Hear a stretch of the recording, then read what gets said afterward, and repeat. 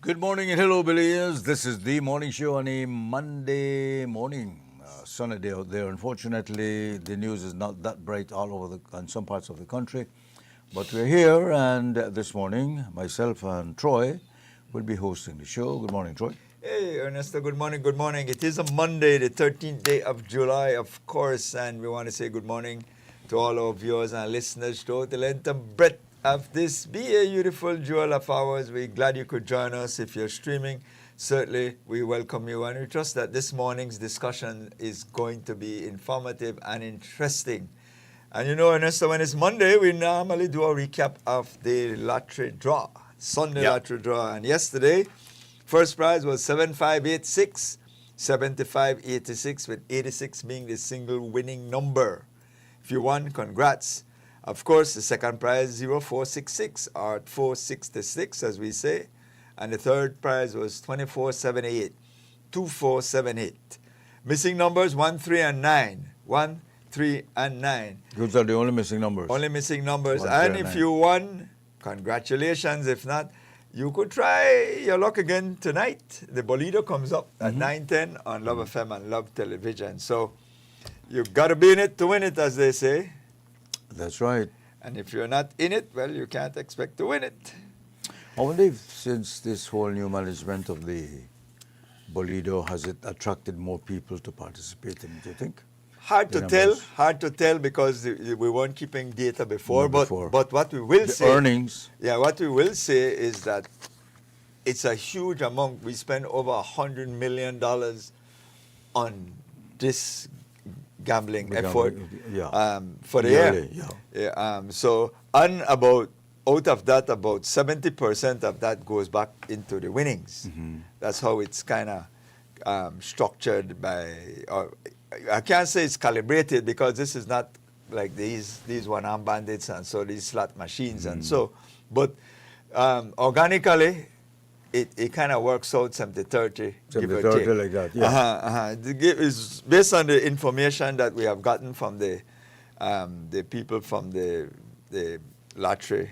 That means at least 70 million go back into the system. Yes, back into the pockets of into the Belizeans, Belizeans. who are buying. Of course, it's their money that actually that's combine amount that goes back. That's a good average, you know. And then the net difference after expenses is then used to finance things like NHI, sports, and so, as the government had indicated. So it's very hard to say, but you and I know Bolido has always been a popular thing. So that 70% does not include administration or... No, the administration comes out at the 30%. Okay. The 30%. Yeah. It's approximately, that's the ballpark number that... Any idea what it costs to manage that $100 million? I'm sure it's in the audit. I have $2 million? I mean, you know, I don't know. Could be about that, give or take. I mean, with the infrastructure, the advertising, and so on, and the staffing, and so. Yes, it could be, give or take. It would be in the audit because they publish their audits. Yeah, they do an audit. So it would be in the audit. I didn't take a peek on it. That's good odds if 70% goes back into winnings. Basically, that's what you're saying. Yeah, you know. And generally that's the rule of thumb for some of the calibrated machines, because you know these gaming machines are calibrated as well. The house have to make something too. Yep, so it's set up that you can't win all the time. So there is always a calibration, and it normally teeters around 70-30. The house will get 30, meaning the ownership and to run the machines and pay for the operations and all of that. And then I don't think that's the average in casinos, though, is it? Well, generally, but let's see what these machines are calibrated by law. They're supposed to be checked and tested, just like how you got your gas pump and all of these things. All of these things come under regulation. You can't set it up so that the house win 100% and nobody wins. But now that you're saying the machine is calibrated, when they used to do it the old school way with the ball in at the barrel, that was not calibrated. That was no. Hold on. Yeah. I'm not saying that the Bolido is calibrated. Okay. I'm saying the gaming machines in the casinos are calibrated. Good one. Right? The calibration is that's just organic. They can't tell you which ball will pop No, up, no. and so they can't say that. And in the old days, it's the same thing. It's a game of chance. Chance, right.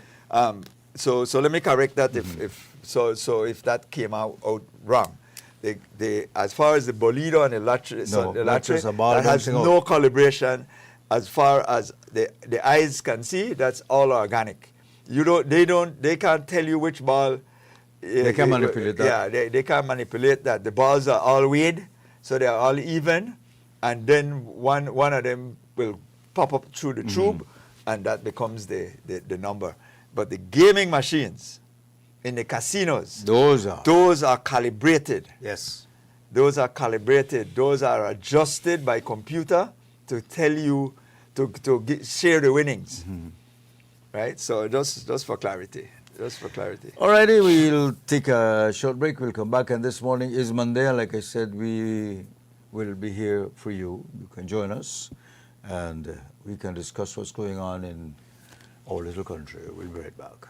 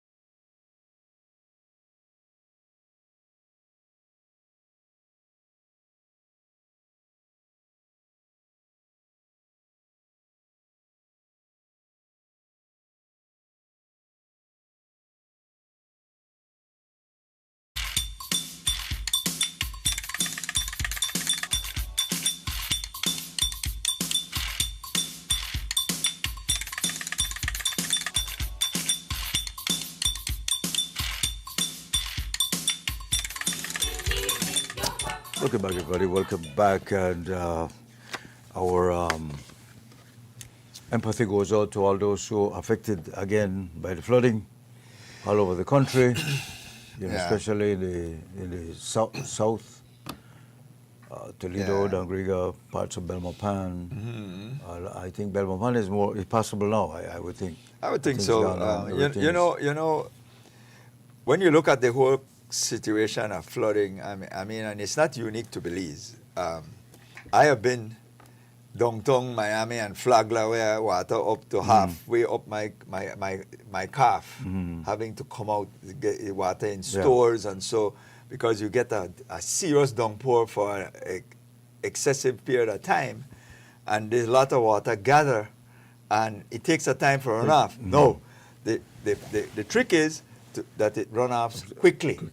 Right? So because we have to be mindful and apply our common sense that if you put a lot of water in a specific area over a period of time, no matter how much drainage you That's have, right. It won't take it. It will take a time for it to run off. So the what I look at most of the time is how quickly does the water get off the street or get out of the yard or so. Let's say the drainage is working. So when you get a little rain, it wouldn't affect you.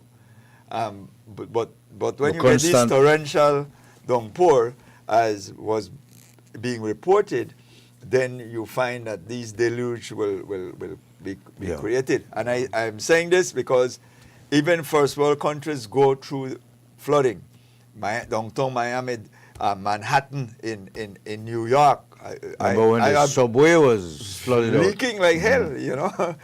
But I've seen it in Miami personally. Yeah, me too. Where I literally That's why have to take off your shoes because you have to wade through water. You're sheltering for a little while in a store, you know, and for 15, 20 minutes, half hour, and you can't come out. Yep. Because the road, the street is underwater. Downtown Miami Flagler is flooded. You know, but you have to wait a while, maybe an hour, 2 hours, and it start going down, receding over time. 203-2098. Give us a call. Join us today.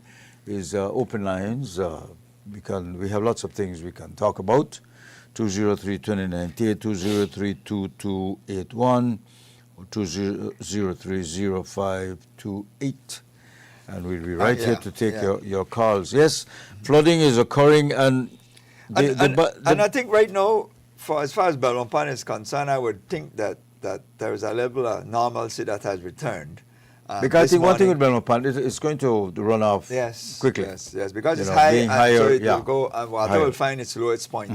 And because persons tend to forget that river is right behind this agricultural showground, you know. That's where the river is, the Rowan Creek River and the Belize rivers, and the rivers are there. And so you have that situation that could occur on a consistent basis if you get a lot of rain. But it's not often that Belmopan get affected because that's our high ground, that's where we go. In the coastal areas, especially when there's a storm.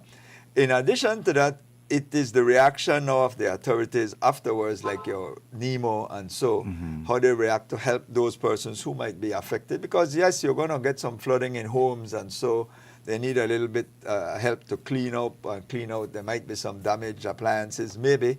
But normally when you get water in your home, you get a mud sediment and settlement. So you kind of have to wash that out and clean out. And it is, the bad news is it does affect the country, you know, agriculture is being affected, things like that. Yeah.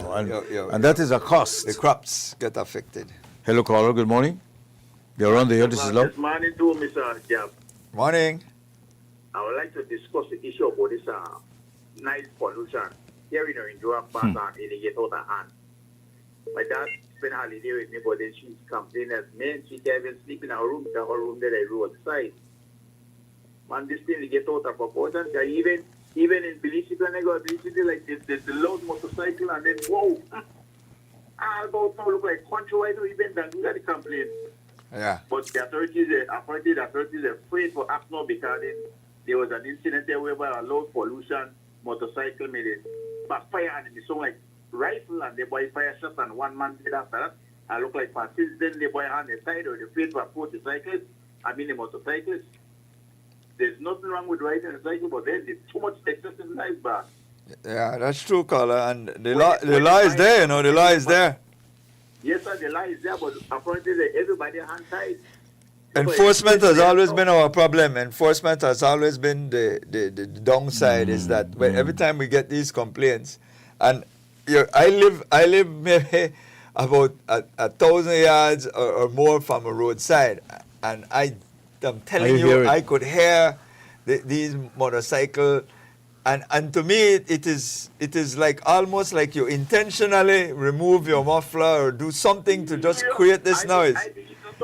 Because that would get on my nerve if I am the rider of that cycle. So what the hell is the driver of that cycle hearing? He's not hearing that noise. What somebody are doing now? What somebody are doing now? They come in and license the motorcycle, and then they come and license under one nice normally, So after that they went out. After they get the license, they go back and then they adapt, and that's where they create the problem. But authorities are afraid to do a checkpoint for them only.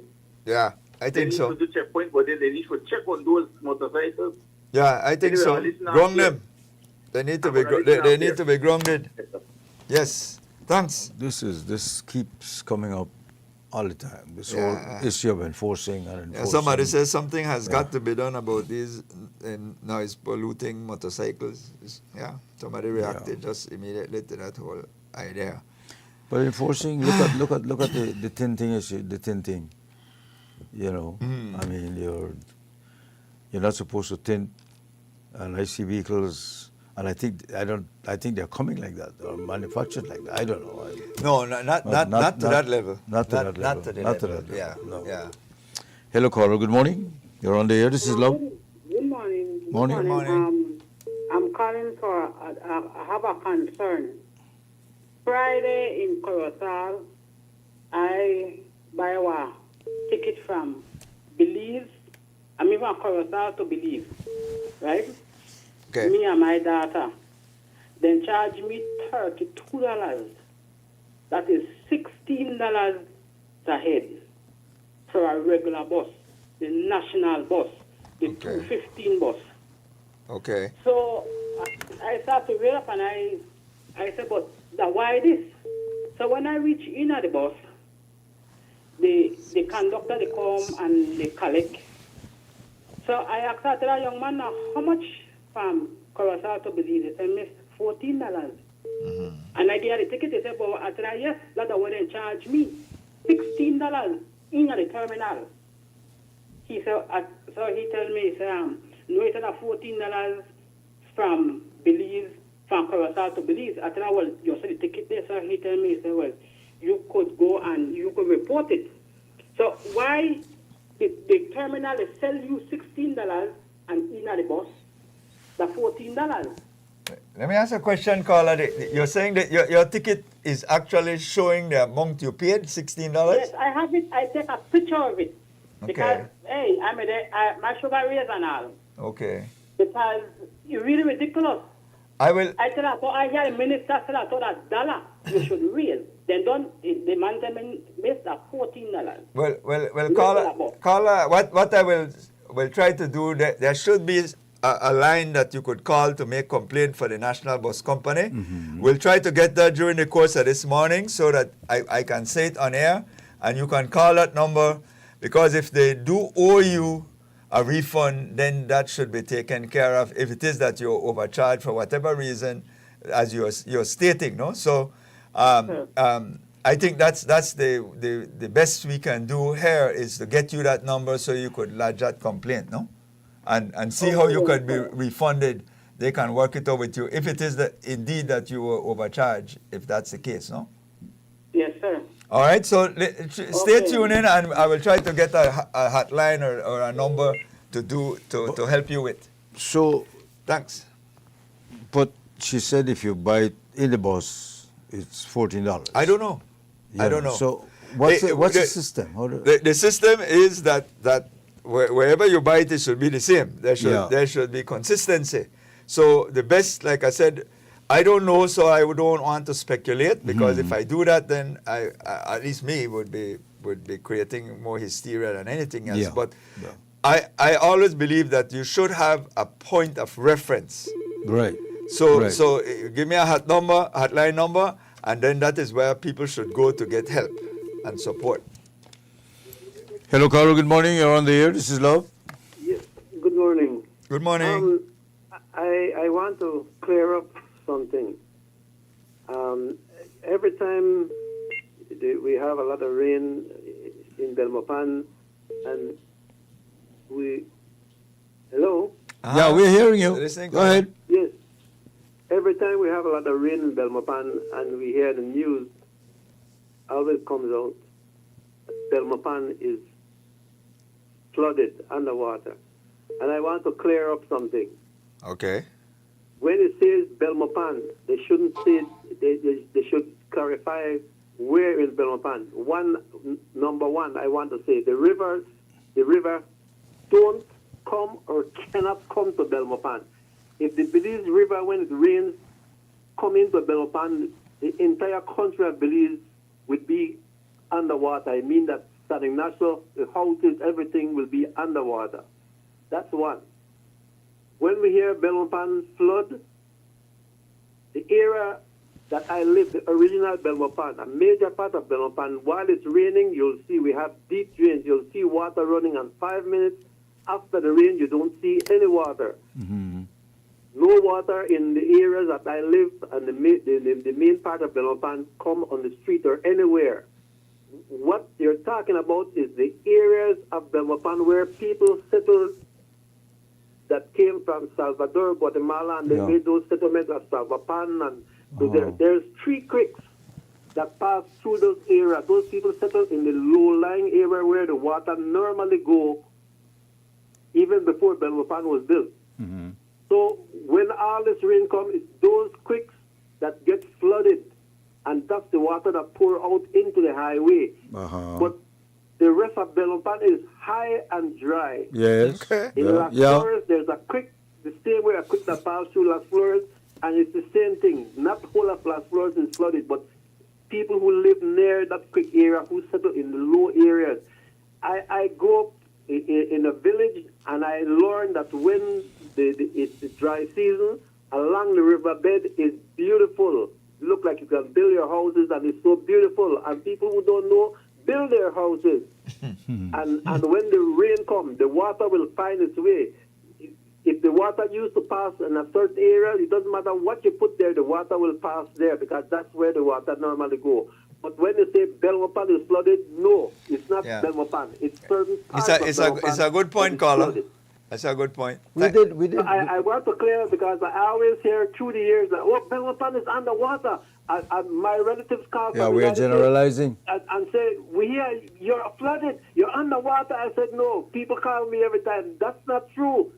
While that rain is coming, I went to church. And I had on my dress shoes. The only water that went on my feet was while it's raining, a little bit of water on my shoes. It's completely dry. You see a lot of water running in the deep drains, and 5 minutes after the rain stops, the water is gone. Yeah. Good. So don't say Belmopan is flooded. Say in parts of Belmopan. Yeah. Thank you, caller. It's flooded. Thank you, caller. We did highlight the area. And that's the that point is I was flooded. trying to make Yeah. earlier, so that we didn't get into any hysterics, because if you get a lot of rain in a single area, you're going to get a quick accumulation. But the whole thing that I study is how quickly that water recedes, because that's very important, because it's a settlement that when you can't go nowhere now, then that becomes days and days of that water sitting there and affecting you. But when it runs off, that's the whole point. The same thing applies to us in Belize City. Yeah. The rest of the country thinks that we will drown. Actually, we have places like Cayo hold water much longer than we do. Yeah, exactly. We get flood, and within a day or two, the water gone. Yeah. We're mucky and muddy, obviously, Well, because we are in where we are. And water will bring its sediments with it. Exactly. But hello, caller. Good morning. Good morning. This is Ernesto. Love. Good morning. Good morning, Troy. Morning. I just have a few minutes to talk about. I heard of the motorcycle issue. I have done numerous interviews on Channel 5 and the different media houses. Didn't you think that the police department and the transport department should have been up to now taking action into motorcycle problem? That's what we said. I think that they are not doing what they're supposed to do. They are doing what they want to do, and they need to do what is in the best interest of the people. It's not about the people anymore. It seems so. I have done numerous interviews saying what they need to do to get involved, and I don't know what's wrong with the commissioner, who used to be the past commissioner. They need to step up. And also the police department. I thank God now Mr. Espat is there at the police, as police minister, because the first guy who was there, they have no interest, only the best interest in themselves. They need to take action into these crazy motorcycles. Let me tell you something. The Northern Highway is like a Richard Petty road highway with these speeding motorcycles. Last night, people cannot sleep because they are running these cycles. It's time to impound their motorcycles because Belize is not the place for that. And almost a huge accident. There is a police officer who died on this Northern Highway who ran into a lamppost because of crazy speeding, you know.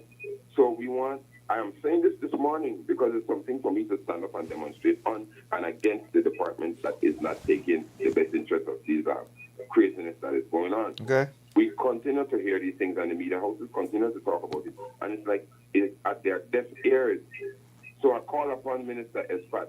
This issue is serious in the country. Let us start to impound some of these ninja cycles and cycles around the city that they are doing run, man. All these little motorcycles that are trying to overtake people. It's time. It's about time.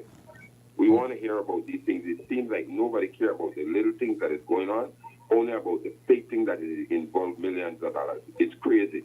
Thank you. Know? Thank so you, this caller. is my last voice talking about it. So do something or I will do it. Thank you. Thank you, guys. Thank you, sir.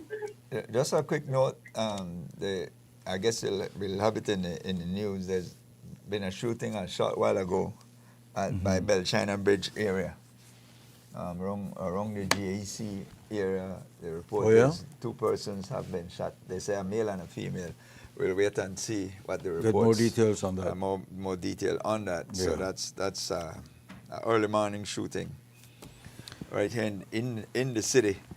It all comes back to enforcing, Troy. Noise pollution is a violation, and so, and you know, in this business, you only need to be able to kind of charge a couple persons that become public, and persons are going to start to confirm. Yeah.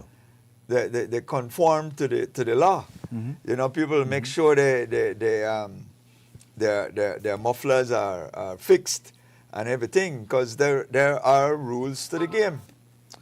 It all goes back to how much, as citizens, we have respect for authority, one.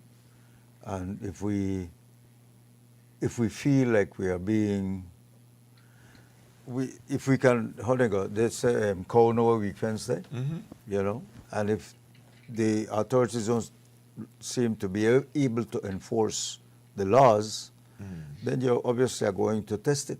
Yeah. We are going to test it. It's And 7 o'clock. And it's tested every single day. Yeah. Every day. It's 7 o'clock. We'll take a break. We'll be back, folks, with more here on The Morning Show. Watt, a global leader in distributed energy.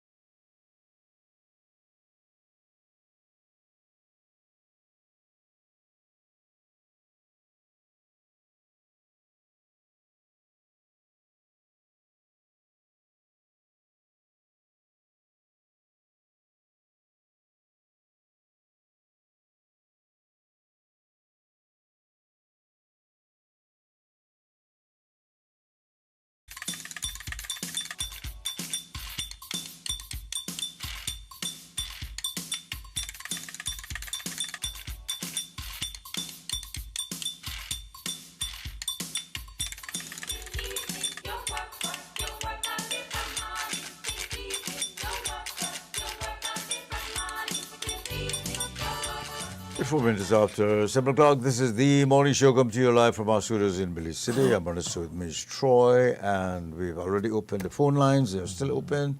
You can give us a call. First thing we took on, of course, we have to talk about the flooding occurring in parts of the country. And the bad news is that it's affecting agricultural products. And that will show up on the prices. Specifically, I don't know exactly what products are. Well, we're not quite sure. At this point in time, more details are going to come out on the cost. But the point I'm making, it has a cost. Yeah.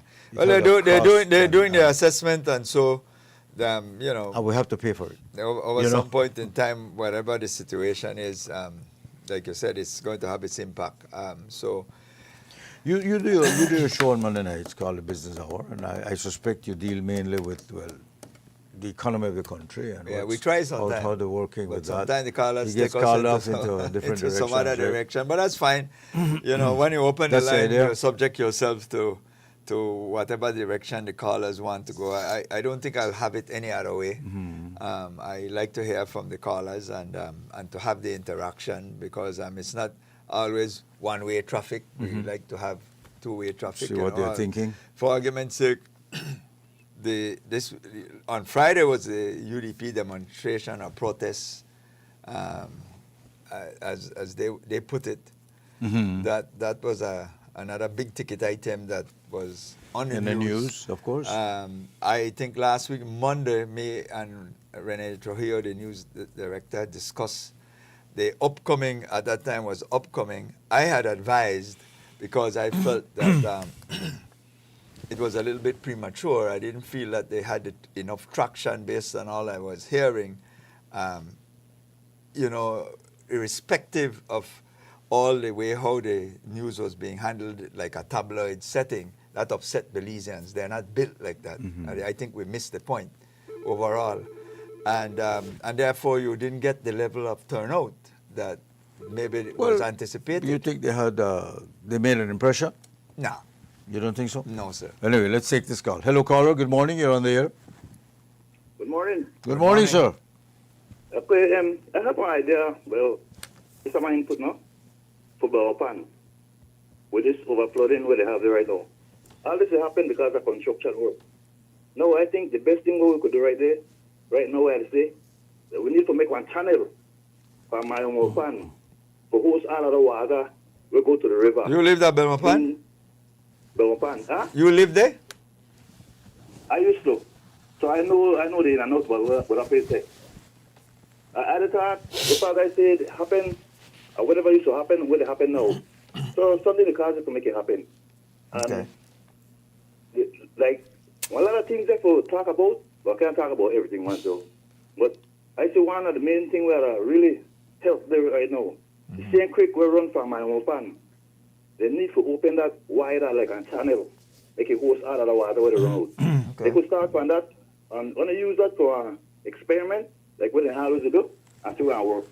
Okay. And from there, we could figure out something else Fair enough. to overflow. Fair enough. Okay. Thank you, Yeah. caller. I brought this up before, and you mentioned Flagler, which is downtown Miami, and in fact the whole Miami area, lots of South Florida. If you drive around, you see a lot of lakes, a lot of bodies of water all over. And what they have done, because they do flood, the area is flood prone, they've created artificial catchments of water, which is something we always say that, like this gentleman say, if you create a channel. Somebody made a something like point. that. They said this past weekend with the torrential rain which was forecasted, one would think that the entire Belmopan was underwater and only Noah's Ark would have saved them. Right. Glad that the caller called and give the accurate information that certain section of Belmopan was flooded, not the central. No. That's where the planning and I believe they need to look at to prevent. Some people believe that whenever something happens, it's only Belize, and post a lot of negativity. Whenever we see international news, we see a fair amount of torrential rain in places, and it gets worse than us. Oh yeah, that's what we were saying. That's why I brought up this about South Florida, because that's what they do. They create catchments of water. You have these large pools of water, and to be fair to the colonizer in the old days, that was the purpose of the canals. That's why they made the canals throughout Troy, the you're city. correct. This was a major part of news site. The media is digging its own hole of incomplete and historic news. I came to town and was at news site. Oh, this is Dangriga, and the water had receded quite in 90% of the area that had drainage. The report seemed to be from an area without drainage or cleaning. So again, these are people from the area, kind of attaching to the point that We get, the media gives the impression that the whole area hysterics- flooded out. Yeah. well, And, I mean, even some of the AI photos they used make it look at people grabbing onto cars and so on. I was seeing, and I was like, can't be believed that is not what I mean. That is one and the two time maybe to Coastal Road if you get it caught in a flash flood. But the way how they got it is like you're seeing this sort of tsunami Damage. type Oh, boy. flooding, but it was all AI generated. And you know there are movies now like you could go on YouTube and you could watch an entire AI movie with the real actors. Well, With using it has- their it has images. limit. Yeah, right. Yeah. You know? In fact, they are going to make a movie because there is an AI actress that's being promoted. It has a name and all I that. am saying I watched yesterday. yeah. I selected I said, oh, I didn't know the movies were here, so I picked one, and it took me in a loop. What I'm saying, but and then I got the fine thing. It's AI generated, but it's like I'm watching a movie, With with real all life the actors. real life actors, and they're using one or two of my favorite actors in the movie. So that's what attracted me to it. I said I didn't know they had out a new movie. I didn't see the trailer for Yeah. it, but it's an AI generated. So all I'm saying is we are not trying to downplay the flood. If anybody is No. misinterpreting or the flooding situation, Because it was serious. Yes, if Roads it had to happened be closed. when it happened to Roads- you, yeah. when it happened to you, the individual, it is the worst thing Yes. that can happen. So we're not minimizing it. I'm just saying that the image- issue is that these things will happen from time to time. My yard get flooded. When the rain come down, I can't come out sometime of my own yard, but then Yourself. But then it goes. half hour to an hour, then It's once gone. the rain subsides, then it goes down. But you have to give the water a chance Right. to move, because like the caller said, maybe if you make the drainage bigger, then the water can move faster. That's all that will happen. It will drain off. Well, I'm glad faster. you brought that up because if anybody is listening from the city council, I need the drains by my house to be dug up again Yeah. because the water, the drains are now not as deep as they used to be, so Yeah. the water is affecting my yard more Yes, than it yes, used to. yes. Because the drain needs to be cleared up. All righty. No, but we understand. We understand. You don't want to give the image that my area is affected by water when it's not. You know, that Some kind people of thing. somebody said they kind of like throw garbage in the street and the highway. This create the sort of blockage. Well, And so, We know that. so again, it comes back to most of Belize City and some areas were a little bit unplanned. Belmopan was more planned, especially in the beginning part. You notice they have Especially huge the main drains, Belmopan, and so uh-huh. the main part, the central Right. Belmopan Central. So.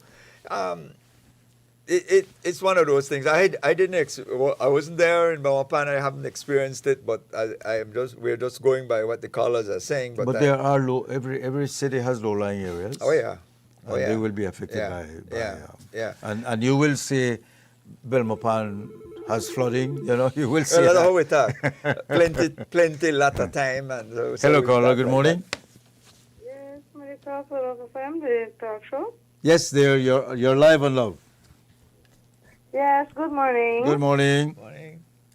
Yeah, America just talk about the flooding with the areas and the canal, no? Uh-huh. Yeah, go ahead. What happened? I live in Dangriga, and we have an area behind, we call it the Solid Rock Road, right? And we have a canal there. What happened? That did a long time, but a couple years back, the government put a bridge and raised the bridge. but they did not raise the actual road. So now when you raise the bridge, all the water from the canal now come to the road. It's not on the bridge again, but it comes to the road. I live exactly behind that. Now from time to time, they would send maybe people from the town council or people from Ministry of Works to clean the drain.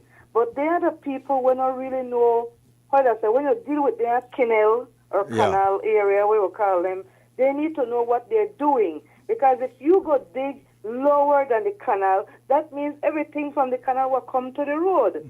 One time a young man from town board went and he was with the backhoe to dig, but instead of he is digging deep, he is digging wide.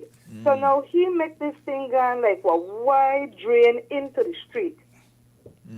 I Right? see. Now there are there some people from, I think, the Ministry of Works gone and they clean very good. But what they do, that is same thing again. Then they clean into the drain.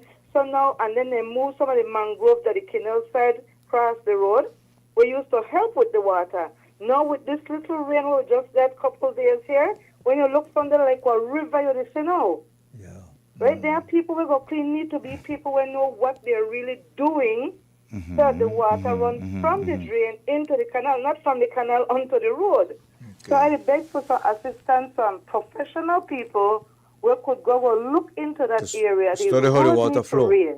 And that just Yeah. were part of the road, like couple houses were part of it, that only they were part of the water come out. Okay. You need more depth than width.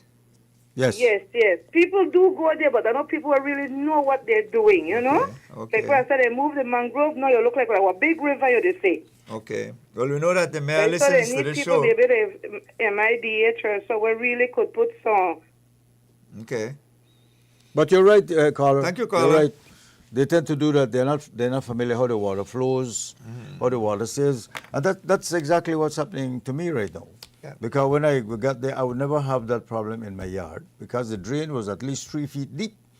I remember many years ago when I just went to live there, I had a friend come from States come visit, and he fell in the drain Oh, shit. one night, and he was up to his waist Oh, shucks. in water. Oh, my. But now the drain is barely a foot. Well, Now, Well, so the water is coming back. I agree with you because Maintenance. remember over time the sun and the runoff, Yes. and that goes to the bottom and it starts to shorten the depth That's of, right. of the drain. I mean anybody who has drain in front of their yard Yeah. will experience the same thing. Yeah. And every so But often, we get good runoff where I am, you know. every so often I have to invest in somebody digging out your drain. So maybe you have to do that for your own Well, self sometime. I wouldn't mind. I wouldn't do it. mind. But I can't move the Put it in what your yard. Fill it- No, fill it- I don't fill need it. any more in my yard. Yeah, No, you no, know, I'm hopefully. good. I don't need any more in my yard. But Yeah. I need it moved. Yeah. You Well, know, I so think I you have could to arrange get- for it to be I carted could- away, I but could- the council could come because they do have the equipment to be Yeah. able to come and do it. Yeah. If you get somebody to dig it out and call them and Well, say, I have to get "Listen." in touch with them anyway. Yeah. I don't mind. Yeah. So to maybe get somebody to dig that it is out. something that Yeah. I try to do that. Give somebody something to do. Hello, Carla. Good morning. You're on the air. Yes, good morning. Good morning, Good sir. morning. Troy, good morning. Good morning, sir. Here from the Mayor Big- Mariano, good morning. How are you, my brother? Yes, I'm doing fine. We're doing fine. But, yourself there in Dangriga, you heard your caller just now. Yes, I do. And at the same time the caller called, I was just about to call in just to inform the people of Dangriga that about 9 a.m. this morning, I, along with the engineer of MIDH, will be going around Dangriga to look at the damage and to assess the damage to see what work we can do ASAP. Okay. We are going to look at the road because, due to the current, it remove a lot of material, some of the drainage were damaged and so on. Some of it is plugged, and so we are looking at starting to work today. And so I want people to feel free to get in touch with me if there's any area that needs special attention. And so I want the caller to understand that I will be in her area around 9:30. Okay. Because I know the exact area she's talking about. Yeah. And Okay. so she can come out and explain to us as well as to show us her concern so that we can try to address it at the same time. Yes. Okay. Well, that seemed fair, caller. Well, I think that caller will be looking out for you. So, Yeah. caller, Because she's you listening. hear Mayor Mariano. He'll be in that area, and maybe you could kind of highlight some of the things that Well, you said she to knows how us. the water runs, you see. Yes. That's all. Thank you, Mayor Mariano. Okay, my brother. Thanks. Okay. And God bless both of you. Same Yeah. to you. Thanks. I went on the National Bus Company website and their Facebook page, and they have here a telephone number, 616-2713. 616-2713. Okay. You can email them at PR, that probably is public relations, at nbcbelize.com. So that's for the caller that had an issue with the ticket prices earlier. Right. The right. caller that had that different price. 616-2713. So maybe there can be something that can be resolved from that. But Ernest, I was talking about the demonstration on Friday because you asked me if they created an impression. And numbers is a significant thing for politicians because they monitor numbers. And I had said last week two things. One, I felt Friday was a bad day. Your best day would probably have been Saturday if it is that you wanted to get your maximum turnout, because most persons would be working. And so even persons who are in private sector who may want to go out and just support the idea of whatever it is that they were protesting for, they could not, because you had to work. And you couldn't come out on television, miss work or sick or whatever, and then come out on television that you're parading I know, on the street. I'm sure. But would many agree with persons have Saturday off. Many persons who work. I asked once why they don't do elections like on a weekend, like a Saturday and a Sunday when everybody is home. No, but They say because nobody can come out. No, but because everybody stay home. No, because but during work, you yeah, don't but mind coming out from work. the law allow for time off. So you could pick any day because the law says you are to be given time off. So that's Right. different for election. There's no legal But what I'm obligation. getting is the idea is that if you hold something like that on a weekend, Many Central American countries, their elections are on Sundays. Sundays, Because, but for the other reason that people are out, the people are available. They're not having any employment or depending on their employer to send them to vote. Hello, caller. Good morning. This is Love. You're on the air. Yes. Good morning. Good morning. I'm calling from Belmopan, no? Yes, sir. And I'm calling with regards to the whole thing about the flood and everything that has been talked about. Now, I just wanted to highlight a couple things about Belmopan. I've been living in Belmopan all my life, and some of the areas that people saw where flooding was happening. A lot of the younger generation, I would want to say, probably do not know because of their age. But I can recall clearly back in 1978 when you had Hurricane Greta.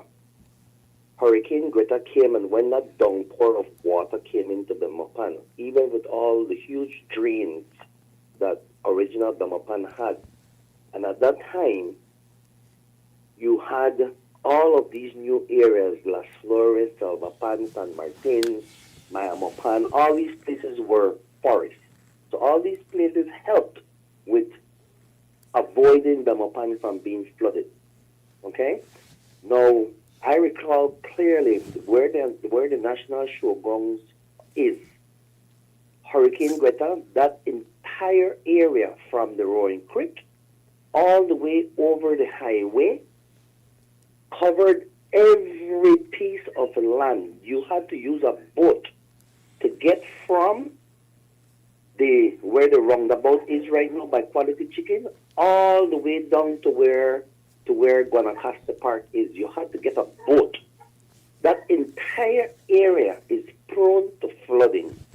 And it is going to get worse now because we have changed the lay of the land within Belmopan. It is no longer forest or the rainforest per se. It is now a concrete forest.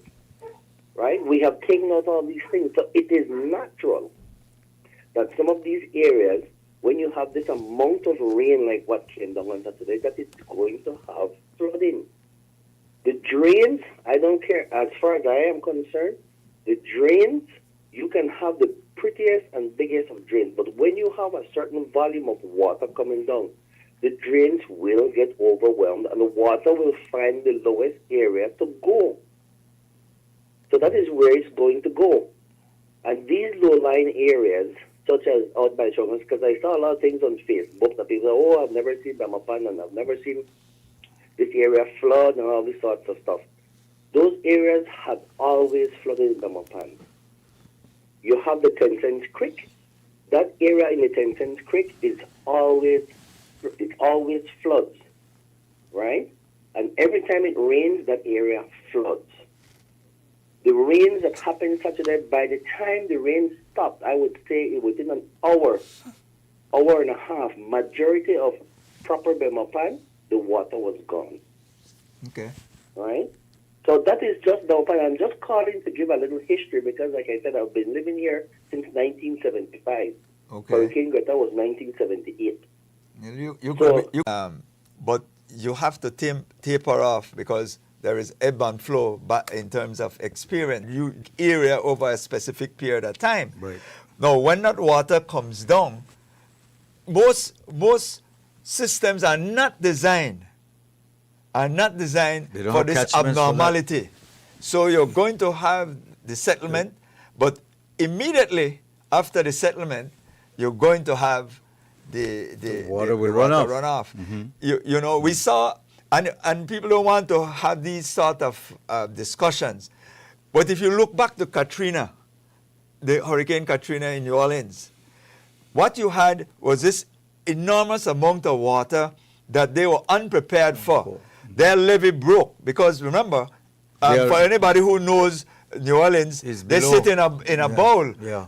The lake is all around, Lake Pontchartrain is all around, and they use levees and pump to keep the water out and keep New Orleans dry. So it's a constant fight against nature.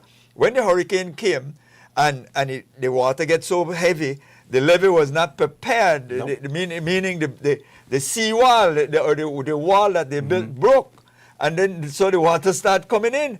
So anybody that understands what happened there. So the question is, what are you going to build that wall out of for the next time when this thing occurs? Because it will happen again. That's right. Hello, caller. Good morning. You're on the air. This is Love. Oh, I just from Independence, I called I just gone from the station, no? Yes, sir. I listened to the morning show and I just called. Yeah. Oh, you lost it? Yes, I lost it. Okay. We'll also check Independence. Independence. We'll ask the technician to check it right now, caller. Thanks.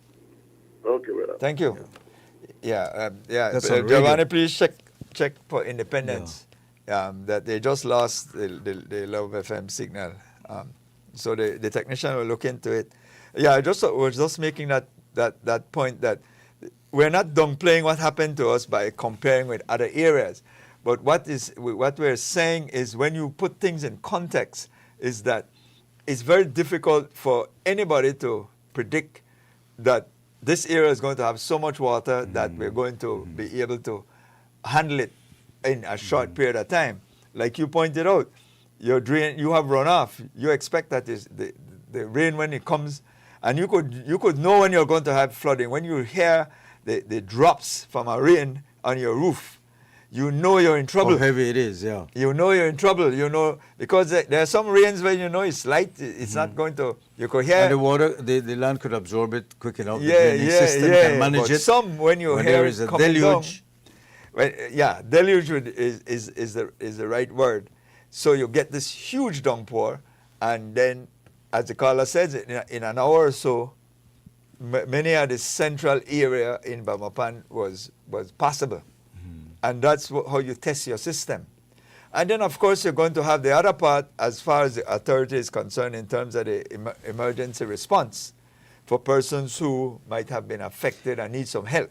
And then there are the areas, obviously, where these farmers are, that it's flat ground. The water will run off, but it doesn't have much lower areas to run off to. And the ground has to absorb the water as well. So it takes longer in some areas for the water to run off. It's 7:30. Stay with us. We'll take a break. We'll be back with more here on The Morning Show. Good morning. The weather was mainly fair and mostly dry across the country last night. Warm and relatively dry conditions will prevail for most of today, then some changes are expected tonight. The forecast for today is for sunny skies with a few cloudy spells with isolated showers or thunderstorms, with shower activity increasing slightly over the south this afternoon. Tonight, skies will become cloudy at times with a few showers and thunderstorms, mainly over the south. Winds over the open sea will be from the east at 10 to 20 knots, and the seas will be moderate. Maximum temperatures today will range from 89 degrees Fahrenheit on the coast to 93 inland, except only 82 up in the mountains. The outlook is for cloudy skies with some showers and thunderstorms, mainly over central and southern areas on Tuesday, with showers decreasing somewhat Tuesday night. There is a high tide at 8:22 this morning, and a low follows at 4:04 this afternoon. Another high is at 10:17 tonight, and another low at 2:50 tomorrow morning. The sun rose at 5:25 this morning and will set at 6:31 this evening. The moon sets at 11 minutes after 6 this evening and comes up again at 5:33 tomorrow morning. In the tropical weather outlook, tropical cyclone formation is not expected in our area of interest during the next 48 hours. With that, we end this report from the Belize Weather Bureau. Over the past 5 years, Digi has invested more than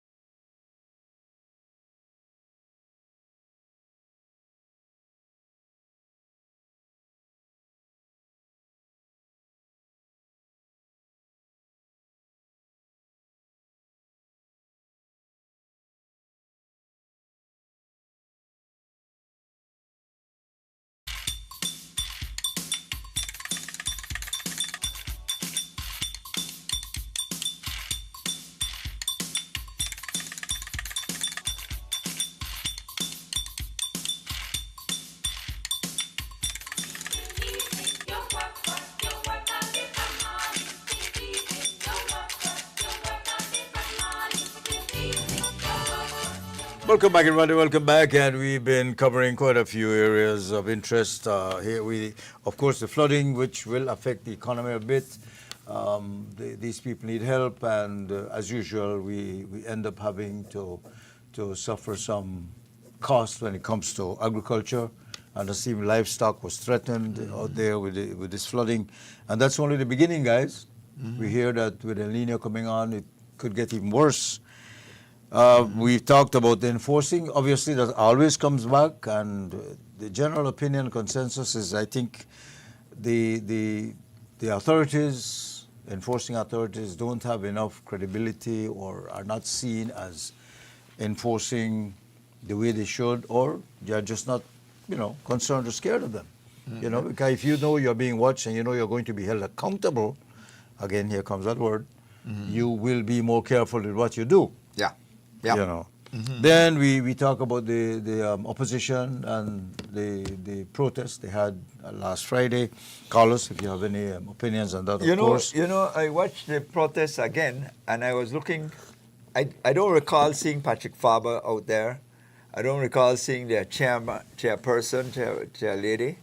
I don't recall seeing Hugo Pat. They should have been out there. I don't recall seeing Miguel Guerra, because this was supposed to be a countrywide, people busting from all over coming in. And so at minimum, I want to see your frontliners up front. Me, because I watched it was broadcast by only one station, the entire we did event. Coverage. Yeah, they did the lobbies everywhere, but that I'm talking from the start to who took it on as a project to all the way through. So my thing is that I watched it throughout the course, and I felt that that first was a telltale sign for me. Is what's happening here? Where are those persons? I mean, this is like your first big event in terms of mobilization. Right. The other one they did was a BTL thing. But this one here was supposed to be like, I got the government on the ropes, sort of, kind of, like, this is it.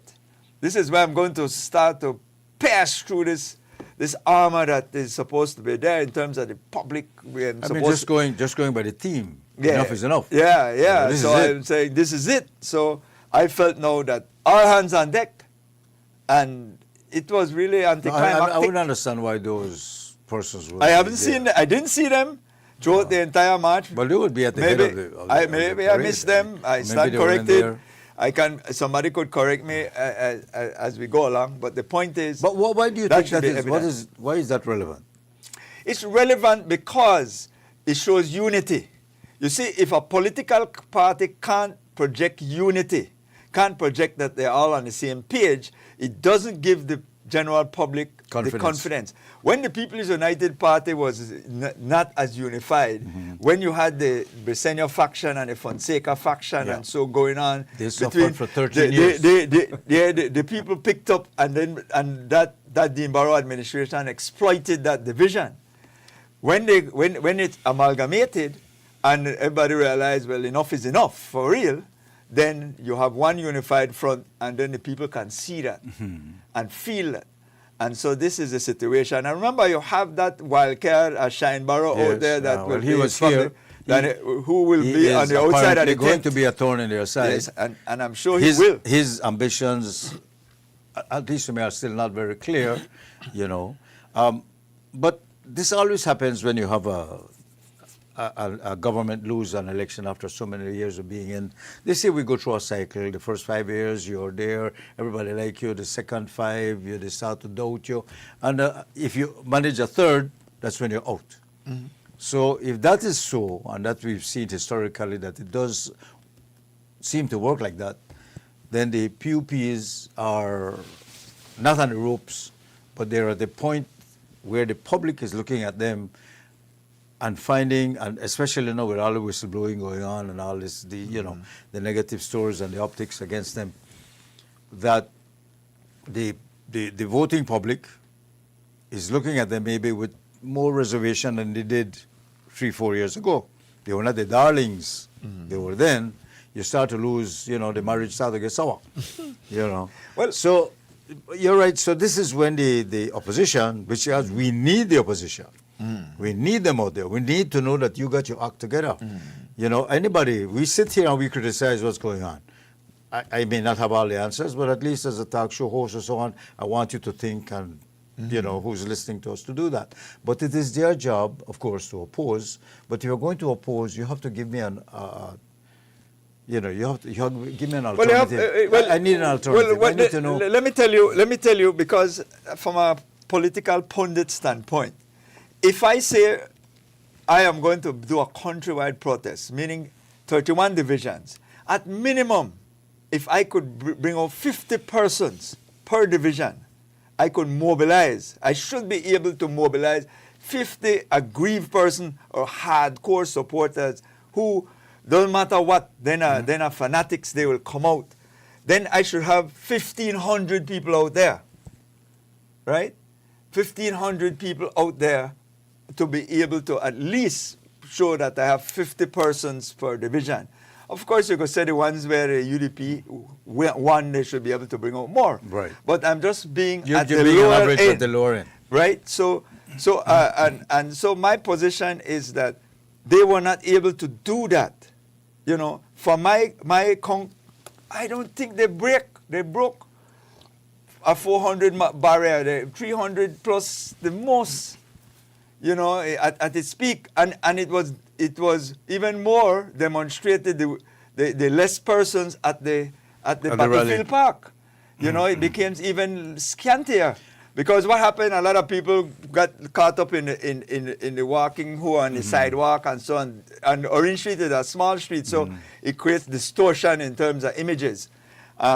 So all of that, I'm saying all of that, not to be negative, I'm saying this strictly from a standpoint of positive observation.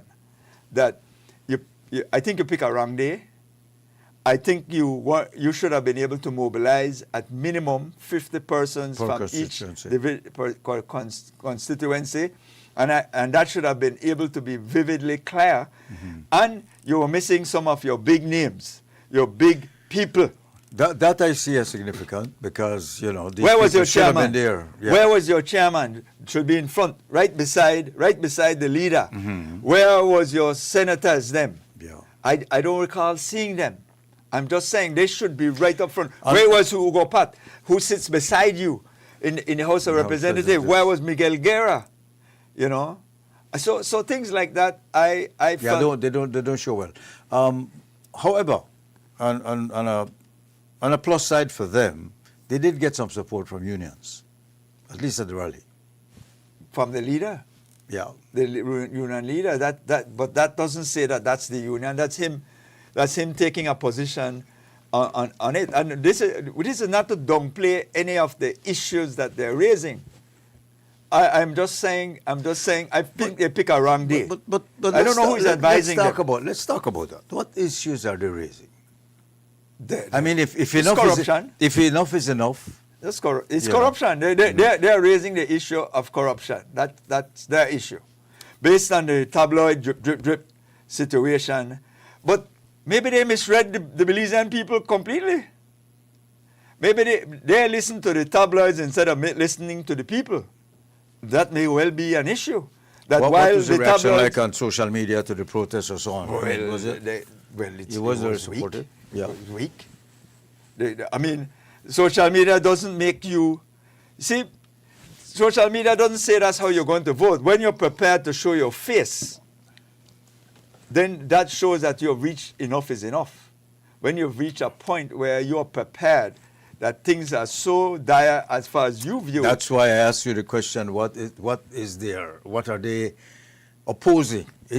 Corruption in general. Oh, what was the UDP platform for the protest? Yeah, I mean, it's corruption. Enough is enough. I mean, corruption, right? Yeah, corruption is to us is a normal word now. We hear it, Okay, if you're going to do that as the opposition, what was the message? Did you follow the message or the speeches that were given at the rally? No, I mean, no. but I do listen to it. I mean, if I say, Troy, you're doing something wrong, I should be able to come back and say, well, this is the way it should be done, or this is the way I would Well, do you it. see, I'm not getting that message The from leader, them yet. the leader of the opposition also found herself up against a wall because remember, the Bolido issue is a big issue as well that the public has been upset about. And she has been brought into the fray and being accused of Because being a part of that but she herself administration. took on the Bolido issue. Yeah, She took that but on. people are not convinced. Yeah.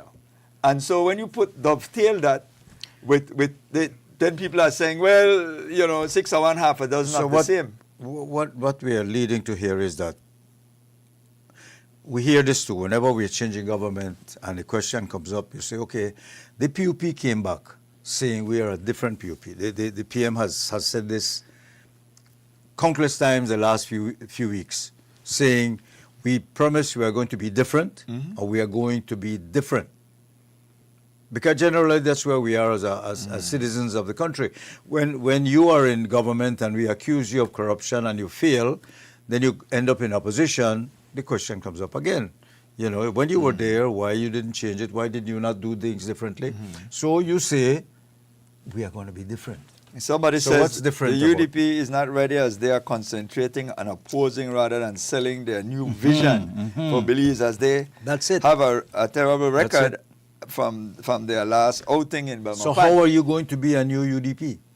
Well, this is the whole point that we're discussing here, is how You need do to we make this... rebuild yourself. We're 4 years away from an election, give or take. Yeah. So your impact is not going to be as significant. So timing is important. In addition, there's a municipal coming up. How does that showing help your candidates or help you to attract better or good candidates? Because that's also an issue. Yes. Because if people believe that I'm walking into a losing situation, I'm not going to take that risk, especially with knowing that I have a government that's going to be in office for another 3+ years. So all of that plays in. So timing was important.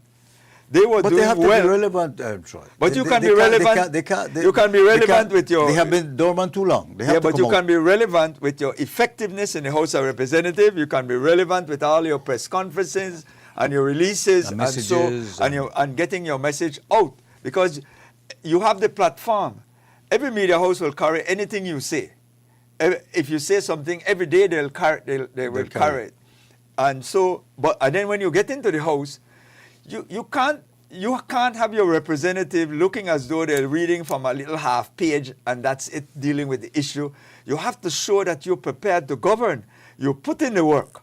And so if you recall back in the 1998, 2003, you only had 3 representatives, Dean Barrow, Michael Finnegan, and Erwin Contreras. yeah. When you put Dean Barrow and Finnegan together, they wrap up the House meeting, they create havoc. Just the 3 of them, but more 2 than 3, because Erwin wasn't a person More who quiet. said much any at all. But those 2 persons go on and do the research, and Finnegan would talk for 2-3 hours and create some bites. Filibustering. Yes, and create some bites. So I'm saying that they have to grow up. They have to put in the work. They can't get there and just do some short thing. They have to be extemporaneous. Yes. They have to be off the cuff. They have to accept their baggage and then convince us how they're changing and being different. But we are not getting But it's a little bit more That's than a vision. that too. It's a little bit more than just saying that. It's also about how you create the present it. presentation. Yes. You know, it's how you command. You have to be convincing. You're an elected official, so you are on par with those persons on the other side. So when you get in there, you should be able to come off the cuff. So much thing wrong with them boys over there. Let's deal with them. Let's put it on them. You know, and this is where people like the Fabers, who are great orators, in terms they could get up there and they could talk. They've been in there. They know they don't need too much notes because they know the issue. That's right. But if you are saying things are so bad with the People's United Party government, then deal with it in the House. Deal with it, because that's when you get that platform to go on the record to deal with the issue. That's your first area of representation. And then you can come out and have as much press conference and interviews and so to be able to denounce all these issues. But when you're prepared now to protest, you better be sure. However, that you could get the numbers. This whole present issue now with the procurement and all that whole story now, where 2 ministers are on suspension and all that, is this a result of UDP probing and? No, it has nothing to do with them. Are you sure? This has nothing to do with the UDP per se. This has to do with the tabloid way how the media dealt with the matter that creates sensation. No, and clear this up for me. you can't overlook it. I don't think it's. I was looking at it and saying, because it has to do, apparently, this was initiated through John Saldivar, right? And then August doing his social media story on the minister. And they are not even a part of this. No, this group. that's what I'm leading up to. They weren't even in the protest, and they are not even counted, because when August is on the outside looking in for the most part, who has been a avid, you gotta give the man credit for that. He's always, a thorn in the side of the People's United Party. Yeah. Saldivar, well, we all know of him. I mean, but so what I'm saying is they're UDP affiliates, but they weren't. I think that's where the gray area comes in. Yes. Because at the end of the day, what I get is that because of all this, they have created negative optics when it comes to the government, UPs, with all this ministerial story that's going on now. Indeed. So what you're saying is, even with that, if the leadership of the UDP would now take on that and capture it and make it, yes, we did this, we are showing you how wrong, how corrupt they are within the ministers are, but there is not that connection, is there, within the UDP itself? No, because they're not unified, and that's why I'm saying that became an issue, because you have the August and the Saldivar and the Shine, and so everybody who's supposed to be like your general or your soldier, whichever classification you want to put them in, that they're outside kind of tugging at your thread. Yeah. And so you're not able to show that. And you always have this Hugo Pat situation in terms of his loyalty to the Tracy Panton leadership. So it's like it's iffy. Yeah, so he's always just there. He's never was a great orator or anybody who was very vocal. But his presence make a difference. He was a deputy party leader. Right. And so you can't discount him. And he's one of the winningest one out of the five of them that sits there in the house right now. So the other three are neophytes. They are first timers. So they would need his experience, but he's not there. So I think that's where they need to clear this up, where to give the citizens a clear direction and vision of where the party is going and who is leading it. Because whenever you throw in the Saldivar name, in social media you get a reaction. Why is this guy still here? We know. So it's good and bad. Well, then get the impression that the leader, ostracized him. Yes, and you get the impression. The last discussion, so the leader, she has definitely said, he never represent the UDP ticket. Technically, that's paraphrasing. But in the background, they do support the UDP. And they will always make the PUP look as bad as possible to give the... So within the system of the party itself, they are not taking all these points and pluses and making it stronger. They seem to be divided in how they are handling what's good, the optics for them, and not. And would you say it all comes down to the leader? Of course. I mean, at the end of the day, the buck stops there. When Shine was the leader, it was him they came for. Everything that happens to the party is because of him. But is anybody coming, like you say, coming for Of course they will come. Leader? They will come. The reason why they can't come yet is because the UDP constitution precludes some of them who want to come, because some of them are not electable or some of them is not elected. You have to be an elected representative to be the leader of the United Democratic Party. So it's either Hugo Pat or the other two that sits there, Lee Mark or other three, and Godwin Hillock or Lee Mark, or a member of the Senate. But as soon as somebody from the Senate would think they want to challenge her, she would remove them and therefore take away their ability to run, because you have to be a member of the House of Parliament to be able to run for leader, to become their leader. So if you're not elected, so people toss out names like Darrell Bradley, another person. He cannot be their leader unless you go and change the constitution of the United Democratic Party in order to allow unelected persons to participate. He cannot be a leader unless he wins a seat at some point in time. Can he be made a senator? Yes, but then why would Tracy make him a senator to have him run against her? That's counterproductive. Yeah. So she won't make him a senator to give him the ability to do that. So that's a no-brainer. He wouldn't become no leader unless he get elected. And that's what he had tried to do back in 2015 when he was defeated by Karim Musa in Caribbean Shores. He wanted to become an elected official in order to transcend to the leadership at some point, to be able to at least challenge for the leadership. So that's important for people to understand, that while they may want to come for her, there is nobody viable to come for her. Hillock doesn't have any national appeal. When you say viable, it's not the quality of the person. They're sitting within the party. Yeah, and you have a national appeal. So it can only come from that 5, not from the senators, because as soon as one of them saber rattle, you remove them, because the leader has that right. The leader of the opposition.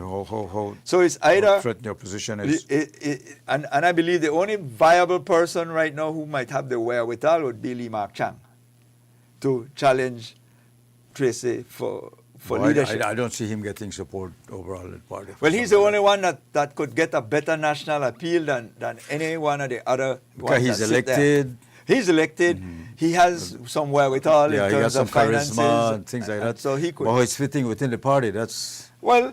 These delegates, and they for the good part for the UDP, they only have about 600 delegates. They don't break the 600 mark, so it's easy to finance a situation like that. The PUP is around 4,000, almost 5,000 delegates, give or take. I'm not sure what the number is, but it's bigger number to manage. A bigger number in terms of delegates to kind of spread around the wealth. Well, it's 8 o'clock. We'll take a break. We'll be back. Stay with us, folks, please. And you can call us. Pelican is more than just brooding.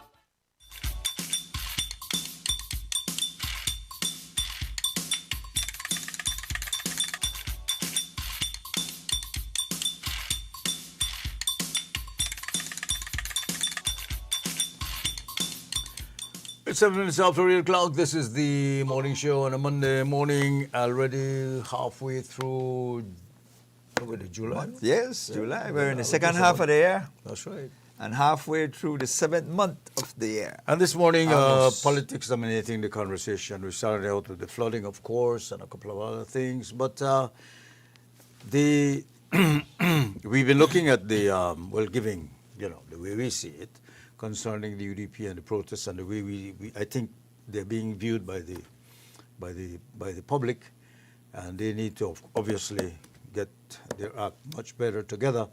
But let's look at it from the PUP point of view. How concerned do you think those ministers are, or the government, the PUP government is right now, considering they have 4 years to go, and they can weather this, right? But let's take the call. Let's take the call first. Hello, caller. Good morning. You're on the air. Yes, man. Love is everywhere. I'm a blessing, Ernesto Troy. Sir, John. Troy, the number one fanboy.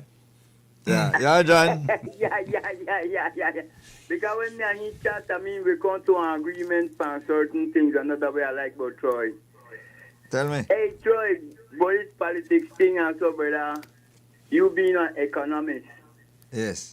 I look on it and I see that this administration got this economy looking good. And my evaluation, where I use for the statistics, that the amount of gas where they sell. Because the vehicle where I see about me, brother, I never seen all my life when I 69 years old. I never see so much vehicle on the road till the last 3 years. So, the government, they smile. You know the statistics when it comes to the tax on gas, how much the government has in Troy. So, the government, they do good. The people, they're happy. And when they drive wrong. Now, but next thing we want to touch upon, Troy, that is thing about this car tactics where they end up on the people, but how this one the thief and that one the thief. But the only thief there I know where classified as thief, and you have to ask Deke Bradley, that somebody where, how you call the thing now, where part the judge, sending a jail then, you understand, then a thief. Outside, yeah, if you smarter than the next person, they're not thief. So I don't see where the uproar about the politicians and they do have different methods to get money so that they could give the people. Okay. Because they know they don't use their own money, that the money where they get and where they could amass so that they satisfy the people they urge the money. That is the second point, Troy. Okay. The third point, Troy, that is, and I'm frightened because you know, when I look at Palestine, when I look at Israel, we have to start what is refugee situation. You know, Troy, it frightens me that we could be refugees. Well, we from the southern part, especially the black people, could be refugees in this country after this referendum done, if Guatemala gave it. Because, Troy, we know they get no feedback. All where we get them a blanket statement that for we people and where they fight for we so good that we want to win. And then now the BDF man, well, a big man, may come out, I don't remember his name, but he said categorically that we as BDF can't defend this country for 2 days. First thing we name got the Russian. And this brings me back to a point, Troy. 5, 6 years ago, I was talking to some of the people there where I know in the BDF. And some of the people in the BDF, so who could have been listening, that we could create our own survival ration, brother. We could create our own survival ration. The equipment there right now, because you know we got a lot of potato, sweet potato where they millinize and they produce. Then they produce one lot of things. All we need to do that process it. You got the black bag. You know mean that now that England we are sending the survival ration for the British. Then we want to eat that in a week time. So why have to? You understand? So I don't know, but I frightened. I don't know about the rest because I know one vehicle. No, I buy gas, but only a gallon and a half. So I don't even know the price of so much gas and things like that. So right, but I don't want to see more emphasis go on with BDS, more emphasis go on the school garden, and more emphasis go the way we are governed. We have to go communist. One voice, one people, one flag, one government. Hey Troy, I want to leave you with Yes, that sir. because you're going mute for me. No, but Are you the talk? Are you the you talk? can't talk together. I listen to you. Blessing. Blessing. Ernesto, we like the show. And this is our show where educate the people. And happy that we're going to give you the opportunity to make we voice your opinion the way how it should supposed to be. Great. Uno boy take no time, Take care. right? All right, yeah, And John. have a nice day. Good to hear from you. 4 years before the next elections. Let me just quickly say, as I could you're get getting this some out of the comments, way. yeah. I want to say that the National Garifuna Council is planning a peaceful protest for tomorrow at 8 a.m. in front of the Embassy of the Republic of Honduras. Obviously, they're protesting something as it relates to how they're treating Garifuna in Honduras in certain areas.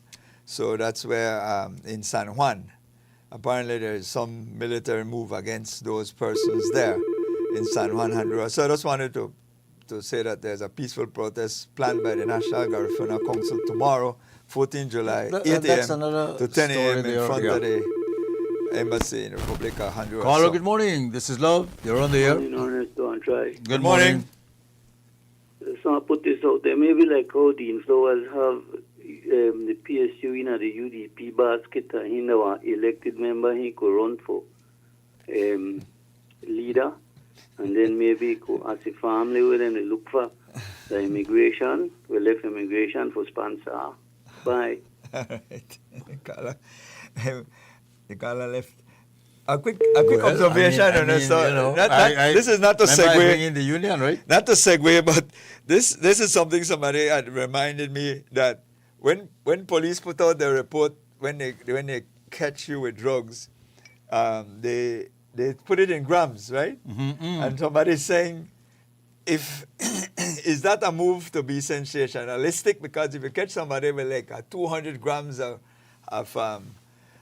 cannabis, it sounds great, right? But, Yeah. but it's 28 grams to make an ounce. So it might just be like 10 ounces. It might just be a little handful of cannabis, but it's a distortion because we are English. We are not using metric. That's right. We use English. We are I taught agree. English. But And the- I think it's misleading. Even though the law speaks of 10 grams and so... That has come up before, Troy. It's especially misleading. in the weather reports. We also use the metric system. Well, You know? but we balance it. We say Fahrenheit and we say centigrade. So we kind of balance it to give you the No, comparison. but then we mention meters and things like that, and you're right. And especially if you're reading news for radio, you should be very precise. Yeah. And if you're going to say 200 grams, then say how much you're- ounce. Ounces, right. Yeah, go and find it's So 28 point something grams equal 1 Correct, ounce. Do the conversion. Everybody could go up on the internet and Because get the people are not conversion. going to go research this thing. They can't look back and see and do that. And maybe So it's done for your respons- sensationalism, but it's misleading. But you're right. Because when I say somebody was found with 280 grams, that's only 10 ounces of cannabis. Yeah. It's only 10 ounces. So it's not even a pound or something like that. Not to downplay the crime, because it is what it is. But I'm just saying that not hot with brains. if you're the police to give it out, do the conversion. Right. Yes, your scale are in grams, but go and when you put out your blatter, go say 280 grams or so much ounces. That's right. Because that's how we are taught in school. We're taught by the English measurements, not the metric measurements. That's right. Now, if that changes, but we can't be teaching our people one way and then going back, because all our scales, everything, gallons, we are not in liters, we are gallons. Right. So we always have and to do the We're conversion. more familiar with those volumes and sizes, and we could more relate. That's how we're to it. trained. Yeah, We're that's trained how that we do way. A gallon is, we go and we buy gas by the gallon. We don't buy by liters. That's metric, you know. And so when we go, we buy by the pound. We don't buy by liter. Caller, good morning. You're on the air. This is Love. When it comes to drugs, what is cocaine is measured in grams. It's considered an illegal drugs. So they're only doing that to pacify the big countries them in the north. So said there was on the news, well, when you go to the embassy, you go get a visa and say, well, you may get caught with so many grams, and they have grams enough for their mind, knowing that so much gram is illegal and so much gram is not illegal. Not for us. It's just this way the system set up to please the big brother. Well, it's just, we should be more our news writers should be more aware. We just put it the way they send it. We say a kilo of cocaine, that's 2.2 pounds. Yes, I understand that, but you're right, Troy, where they should put under like the they pounds, do with the temperature. Yeah. I'm not saying don't use the grams or don't use the metric if that's what you want to do. Why the law passed that 10 grams is illegal when 99% of the guys walking down the street. No, you know what the 10 grams? 10 grams is less than an ounce, 28 grams, 1 ounce. 28 grams, 1 ounce. So 10 grams is less than half ounce, because half ounce would be 14 grams. So it's even less. 0.02? It is less than half ounce. I mean, if we have done it into ounces, then we'd say, well, you only can allow to have a quarter ounce, or a half ounce, or 25 point something ounce, whatever. Yeah. I understand you. I mean, some scales wouldn't be able to go down lower than an ounce in the English system, because we don't have a lower measurement than an ounce, but the metric system take you down to grams. Most people that I'm walking on with marijuana not even know how much is 4 grams. No, 4 grams, you almost can't see it. Well, I mean, if I can see the marijuana, that means they're over the limit, right? 4 grams is what would be 1/7 of an ounce. I mean, it's so minute. Well, I get the point, though, Carla. Yes. Somebody say, yes, it might not be so bad as it is 454 grams to 1 pound. Check up the numbers, but we got your point. The other subject I was talking to Carl about, everybody forgot what happened in the end of apartheid, when apartheid was considered normal, not existed anymore in the violent sense. Still exists in the physical sense, but not in the violent sense. They say, Reverend Tutu says, we have to forgive everybody. Everybody has to forgive each other. Once you confess your crime, you're free to go. No jail time, no prosecution, none of that. The rest of the world cries foul. But he said if we do that, everybody, every politician, every coming up politician will be in jail.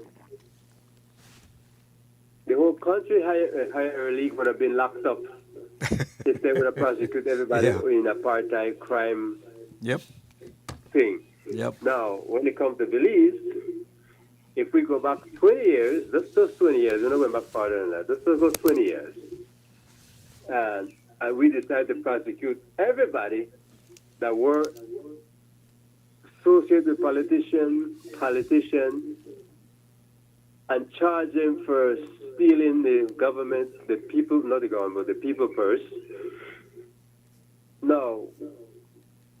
So we have to go input some politicians because all of them going to be in jail every next one. I'm waiting for Boots Martinez to give back Belizean Beach back to the people. Oh, boy. Why we can't even get that back yet? Well, and then they worry about some money when somebody steal and overcharge something. It's not like, who are they going to put in jail? You have to make a point. Yeah. Who's going to go to jail and who's not going to jail, and when does the prosecution going to start and when it's going to stop? If you're going to start tomorrow, anybody that do anything next week going to be prosecuted. Anybody that did something last week is free to go. They have to draw a line. They don't got no choice. Yeah. Thank you, caller. You know? Yeah. Appreciate it. Thanks. I want Belizean Beach back. I hear you. Me too. Okay. You guys could bring it up like a nice hot potato, then you guys drop it like an iceberg. Yeah. We'll bring it up back, no worries. And every time you call, you remind drop us. it like an iceberg, pick it up like it's hot. Yes, sir. It's our national heritage. Your grand picnic, one go to Belizean Beach, not my grand picnic, because it's not a foreign country. But your grand picnic, one go like, oh, Grandpa, tell me about Belizean Beach. Let's go there, but we can't go there. Nothing we can do. I can do about it. That's private property now. Yes, it is. No, that's wrong. I hear you. Thanks, your caller. Now, your grand picnic, boy. Thanks. Here we have another call. Hello, caller. Good morning. Good morning. Can I be live on the air, please? You're on the air with love. I have an issue with transport. Go ahead. Yeah, go ahead. We're listening. Listen to through a phone, caller. Why is it that I cannot get my driver's license? Where are you trying? What district you're in? Sand Creek district. Sand Creek. So you've gone to the transport department and you unable to get your driver's license, the actual card license itself. Correct. What did they tell you? They tell us, come this afternoon. When I go there afternoon, it's not printed. When this happened to you? When this happened to you? Recently? When this happened? This just last week. And I also went and registered my motorbike, and they tell me there's no sticker there. All they give me is the receipt. They can work on it. Where did you go? When police check me on checkpoint or traffic department, they tell me I need to see the actual license. This can be fake. Oh. Jesus Christ. Are you going to the town council or are you going to the actual transport ministry to do this? Actual transport. The transport. Oh. All right. Well, we'll ask them to give us a response to check into that because that is an issue that existed before, and we were told that matter was resolved. That license plates and cards were available. They were available. And 2 weeks ago, I had somebody pick up their license within 24 hours. They got the new license but right that may have been Belicity. Yeah, Belicity. Yeah, I hear you, caller. And you know, sir, this has been happening over years. So that's what we were saying. I did not get any of my driver's license. I did not get any of my stickers. Now it's happening again. That should not be, caller, and we agree with you. It shouldn't happen, and so we call on the minister to check into it. If there's a problem, let us know, so we could make a public announcement. So the officers, the police officers, and the traffic officers also is aware that running out, man. These things. I'm not saying what is the case there. But where is that money going into investment in terms of traffic? Yeah. You, as a ministry, Mr. Zabani, I don't call him nobody here in this world is honorable, only God. So I do not have respect to him, not even his CEO, because he's an... That's all I can say. All right, thank you, caller. I need these things to get resolved. I've been told that they should have, so check with them that there's enough in stock so the people are unaware why that is actually happening or that situation with you. So I would urge you to visit back the office this morning and you call me on Ernesto tomorrow morning if you haven't gotten your sticker for your motorcycle or your license. All right, because I've been told that the stock is available. Okay. All right. Cool. All right. Then Okay, that they have. Thank you. That's what I'm being told. So Thank you. So yes, if there's any, thank you, caller. If there's any negligence thereafter, let us know, because then that is uncalled for and not necessary. Important for persons to have their license. They feel connected to the system. When you know you feel good, license, see there.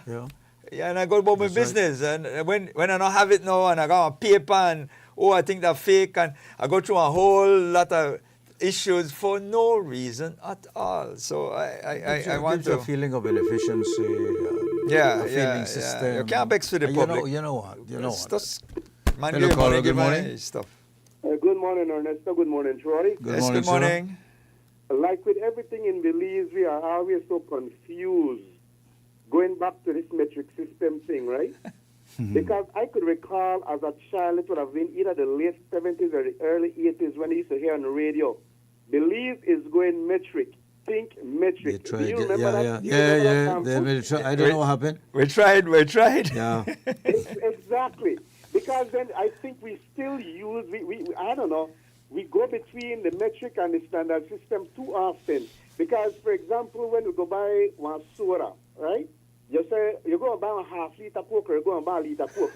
You don't say you're going to buy one 33-ounce Coke, which is like closer to the half-liter, to the 2-liter size, no? Because it's a little over 33 ounces to a liter, right?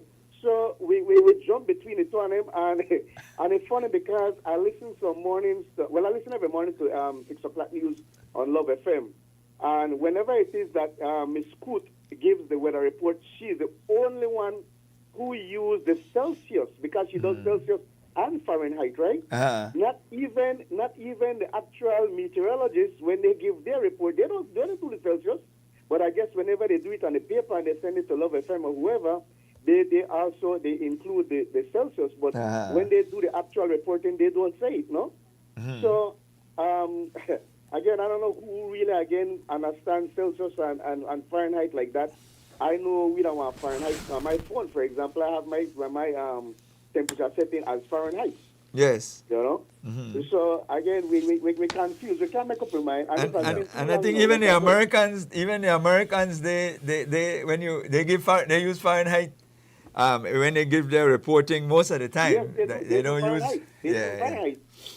Yeah, and even though in some cases they practice the metric. Fahrenheit, they use Fahrenheit. Yeah. Because they use the linear system. They use miles and so on. Yeah. They don't use kilometers. No. They use Yeah, and one more thing, if I may quickly say, Troy, I always hold in a high esteem, but I noticed that for the past few weeks, the lash the opposition had. Every Monday morning, last week, Mr. Trujillo, I never played Tracy. I know that there's a personal, I don't know if I would say personal, but I know the opposition party has been hammering you hard. So I don't know if that's why you take the stand. You think that might clap back, no? You think that might clap back, no? I think that must be that, bro. I think you're going to cut back. I think that cut back because you're not nothing wrong. I mean, anything wrong with it? No. Discourse, conversation. I hope that doesn't affect your high regards and esteem of me. Boy, you look like you drop out. You gotta know. You have friends in low places. Love FM has always worked that they're fair and impartial. But we are fair. You know here we don't get that the PUP yet. In fact, we want to do that, and the call stop. We want if they want to survive this or what, and what they're doing. We need to. But they're not licking, man. I felt. Don't you feel that it was fair to look at the protest and measure it and all of those things and look at the circumstances? Most definitely. So I don't think that we were saying were we saying anything that you felt that were not factual in terms of how it presents itself to you? For example, when they're bringing the shine, especially Mr. Trujillo, when they're bringing that shine aspect of the party and all of that, I mean, it makes you seem like you're more pro-shine I'm anti-tracing and anything else. No. Remember, caller. Just for the benefit of viewers and listeners, that I had an issue from the beginning when they went after Shine. I was always one that advised that why then? Why not wait? Because it was already foretold that the UDP would have lost the election based on everything that we were seeing, and so you would have been able to remove Shine anyway, which eventually happened. But the point was that there was so much bloodletting that occurred that we felt that it hurt democracy by having a weak opposition being so divided. And Shine is the one who tells us right here on this coach that he has declared retribution. It's not us. We are saying that he is one of those wildcat out there that says, I want about the way we see it. I want revenge. The voice, though. Because if you notice, a lot of the media houses now have started to ignore Shine, because Shine has become a thorn in the side of a whole lot of people, right? And I guess that only because flex with any kind of way, sending a letter to cease and desist or soon backside. Because I have not said anything about Shine that would be defamatory or libelous. He can only send us a letter. That is exactly my point. And nothing, caller, nothing we have said here that so far has been scandalous, defamatory in any way, shape, or form. As a matter of fact, we have sat on this air for years, and nobody sent us no letter because we don't delve into that personal attack against individual. What we see happen many times is that people take a tabloidish approach, some of the other media houses, treating these things as though they are tabloids, like Inquirer or Star. I start to refer to a lot of the media houses now as tabloids. Yes, because that is not fair. That is not fair either. No, I say that. You know why I say that? But that's my opinion. Yeah, of course it's your opinion. Yeah, I see them as tabloids now. In my opinion, it's unfair for you to be referring to them as tabloids because they're not. I know they have a lot of we beg to differ. Online things that can be considered tabloidish, right? But when it comes to Channel 5, Love FM, Channel 7, I don't see how you have referred to I never call nobody. And you notice I left you to figure out who I'm talking about because I never call none of these stations by name. We have a lot of news. The entire morning, a lot of news outlets on social media. The entire morning, I have not called any single media house. And I did that purposely for the simple reason that you must figure, just as Ernesto say that there's so much different source of media houses that you will have to figure out who especially you online. get your news you have from. a lot of those, and those are tabloids. For sure. I mean, many of these things are unchecked. Their news is unchecked. Love FM has to be very careful when they send out, when they read their news, and they have to be able to show because the letter will come. I agree with you. But that's just my 2 cents. Thanks very much. Okay. We're glad for the call. I still listen to you tonight. I appreciate it very much. Let's take a break and we'll come back to close the show. Yes.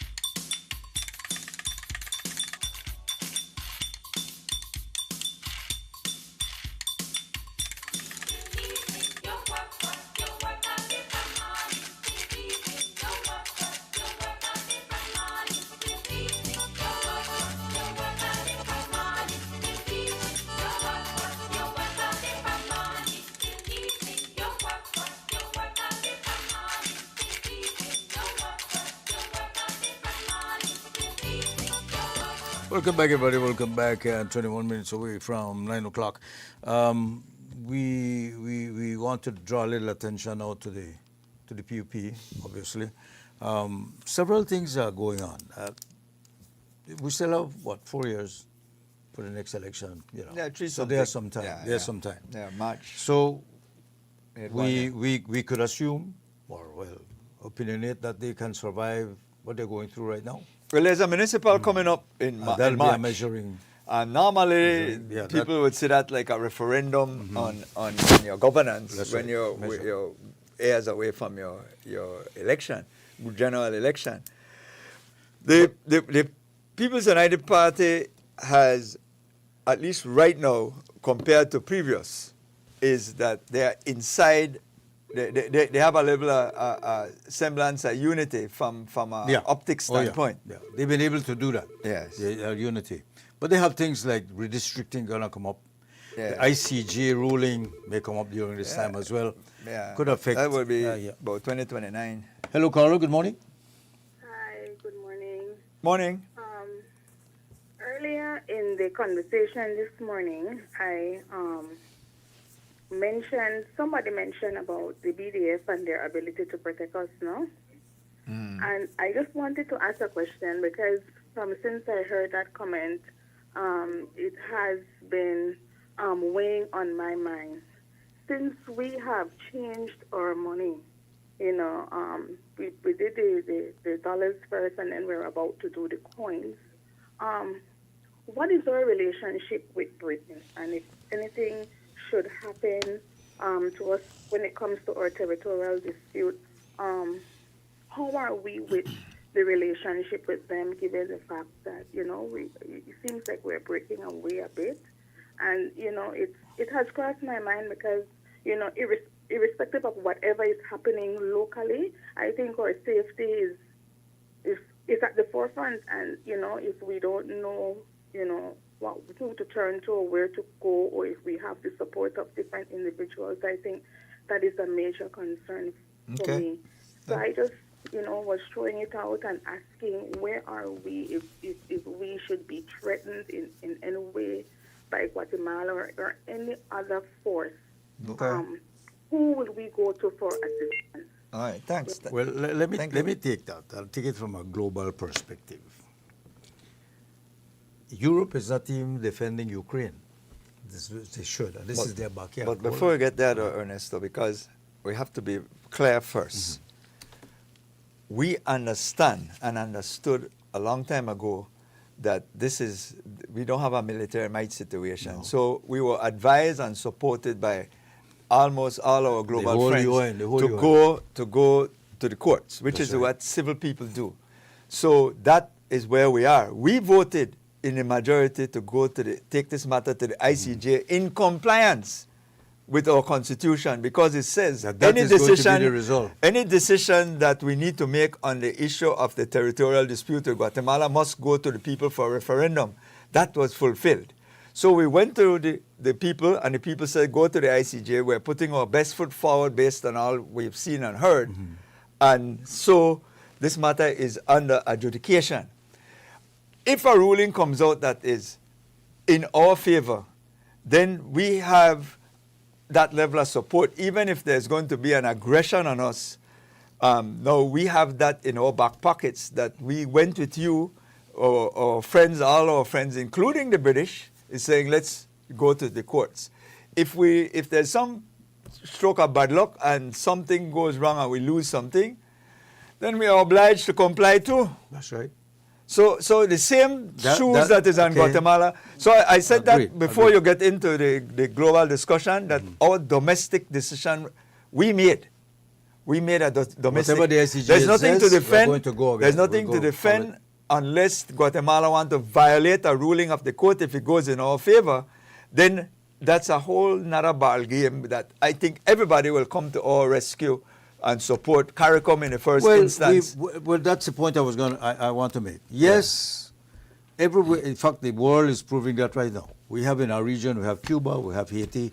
We're going through a mess, and nobody is coming to their defense. And these are people dying.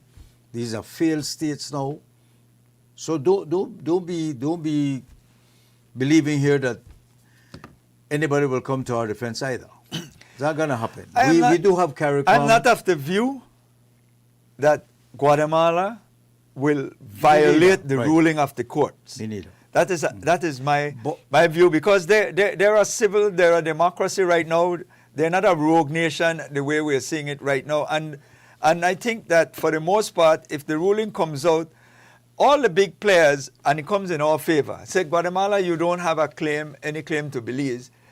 Guatemala will roll up its tail, because even as it is right now, under the dispute, they continue to still recognize Belize as a independent nation. We are holding discussions with them.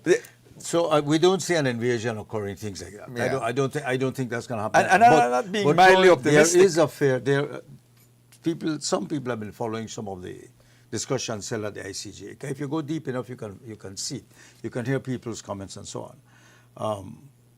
If the ICJ rules said, because I think what Guatemala is pressing for are the keys or the Zapodilla keys. Whatever it is, we will have to comply. Exactly. That's all I'm saying, is that when you go to court, there's litigation risk. If we do that, when we go to court, there's litigation risk. Mm-hmm. If, again, I go back historically, I was opposed to the idea of taking the risk. I was saying, let's continue exist the way we are. But let's take the caller, and again, we're talking about persons who just listen to what they hear. They don't go deep and discuss this issue. Her fear, and a lot of people believe this, that the ICJ will come back and say, no, you can't. Belize is Belize. And the Guatemalans will not like that. But like what Venezuela threatened Guyana. These are the stories you hear. Yeah. Well, no, that's moot. Yeah, I mean, with what's going on. But some people, and quite a few, and maybe rightly so, believe that then Guatemala will try to assert itself and come into the country, which I agree with you. I don't think that's going to happen. It wouldn't be smart for them to do that. No. And I think the big United States will tell, hey, back up. Mm-hmm. You don't need to do that. You can't to court, you lose. Yes, you can't do that. So I don't think that's a threat. Yeah. But there are people who believe that this, because we see countries invading countries. Yes. We see that happening. Yes. But Guatemala is no superpower. No. Guatemala, I mean, the army is, we have a small BDF. Their army is not much bigger either. But I mean, let's be respectful of the situation. First and foremost, from the caller's point of view, the issue with our monies and who we put on this is sort of irrelevant to the whole process of who is going to come to our rescue. That is not a defiance. Britain will not, believe me, they are not going to, they're having their own internal issues. But they're not going to say, well, I'm not going to do any kind of support for Belize in the event that there's some issue because you took the king off the money or the queen off the money. That really doesn't add no value, plus or minus, to the relationship. Polls show that a high number of British people now believe the monarchy should be abolished. In England. In England. They just redid Buckingham Palace, and the king said he is not going to go live there. People are upset. You spend all these millions. Anyway, and what I'm trying to say, if they think that Britain will come to our aid, so I don't have a fear. I have a fear in the ruling. I don't have a fear in what happens after the ruling. Especially if it's in our favor. I like I said, once you go to court, there are going to be litigation risk. That's right. Let's come back to the local politics. Of course, the caller's rule, right? Oh, last call. Last call. Hello, caller. Good morning. Hi, good morning, Ernesto and Troy. Morning. Yes, sir. Yeah, I think the key question the lady called and asked was, what is our relationship with Britain? I know before, while growing up, we used to see the soldiers, the war tank, even after independence, and we used to have a greater military joint forces working with each other. But within the last 5 to 10 years, I haven't seen that unity. And I believe that our foreign affairs and whichever government is in power, we should not drop that ball. If we were smart enough, and we sometimes we lean on these politicians to be smart enough, we from today or from tomorrow should start to tighten our relationship a little bit better with England and the CARICOM countries, because at some point we have to say we have the CARICOM countries, but as a 1 and 2 black men from the Caribbean countries come in and rough them up at the airport, lock them up and send them back. So I'll leave that with you guys today. Thank you, Carla.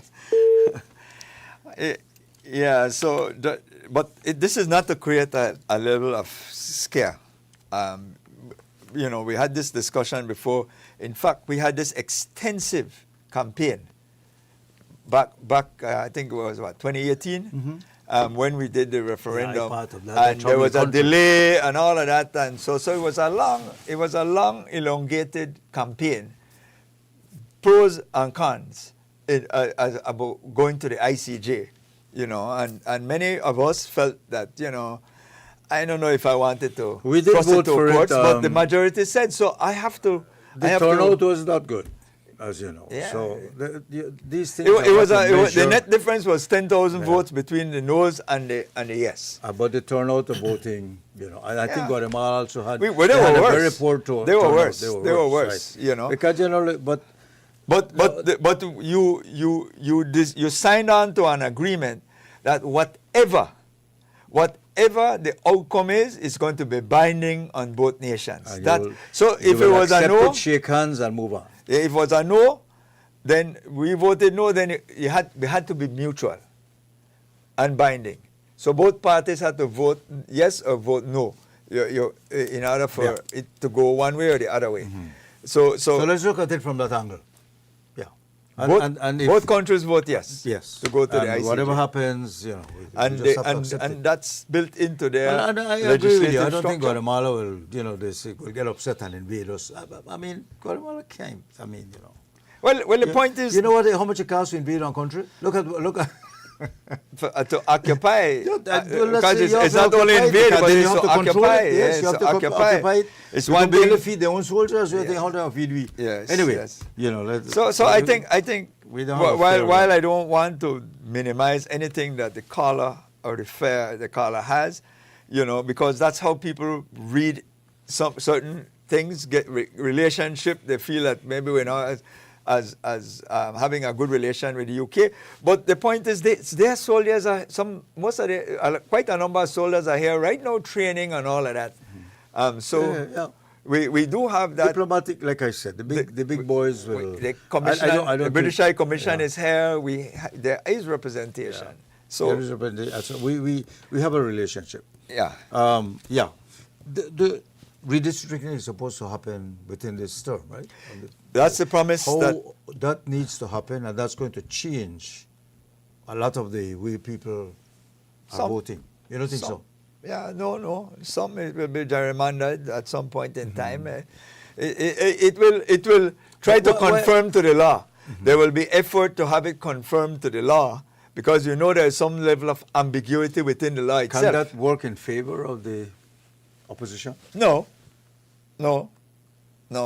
It won't work. It don't necessarily. It's not structured that way. It's supposed to. It might affect them a little bit, because what it does is, so right now they control the smaller divisions.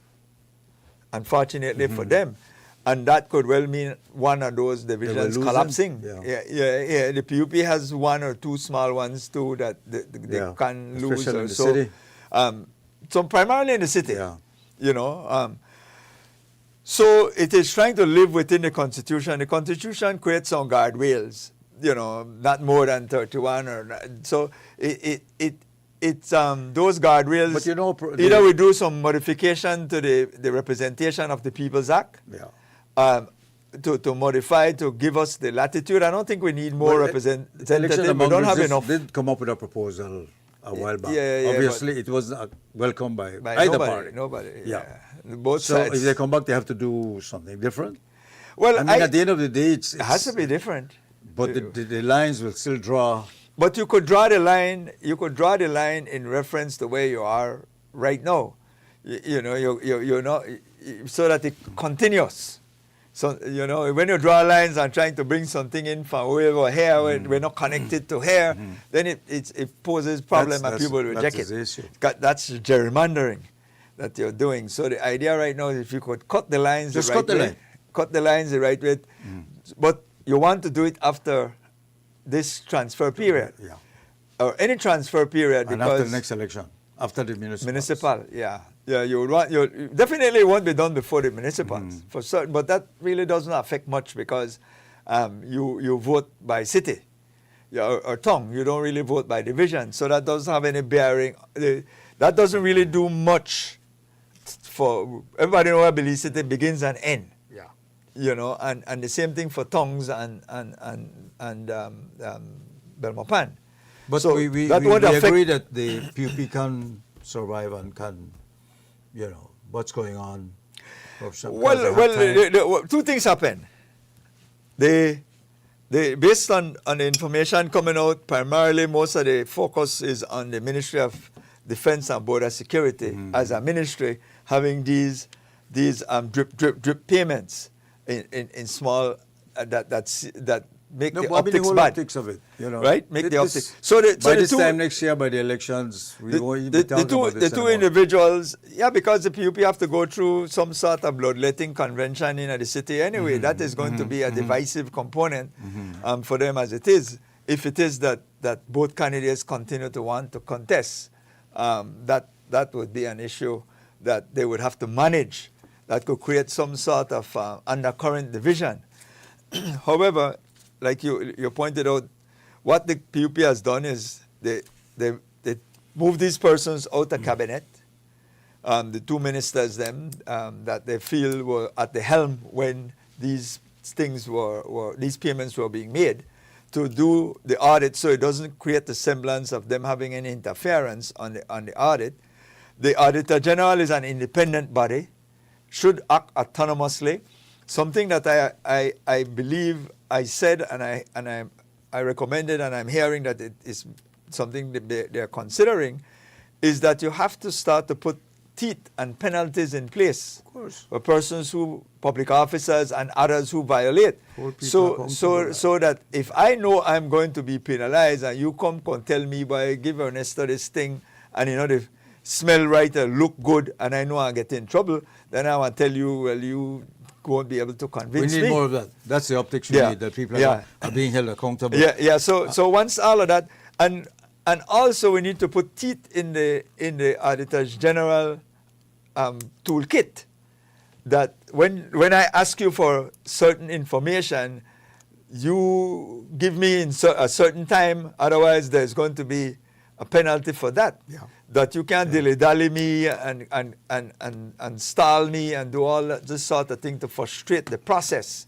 So these all coming out are positive. Like they said, sometime out of some bad come good.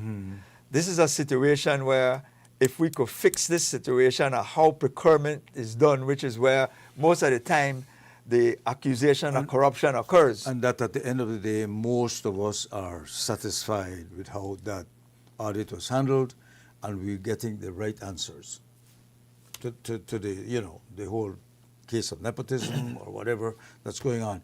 Before we go through, we have a couple of minutes. Another issue that has been coming up, and I don't think we're paying enough attention, is this the NGC will be holding a peaceful demonstration because the community in Honduras is having some issues.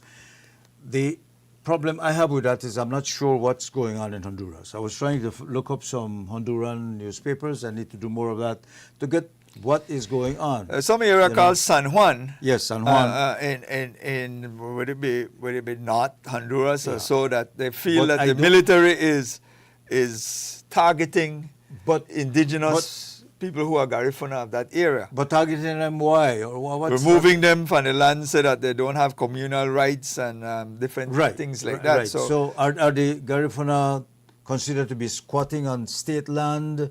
It's coming off that way. It's coming off that way that they're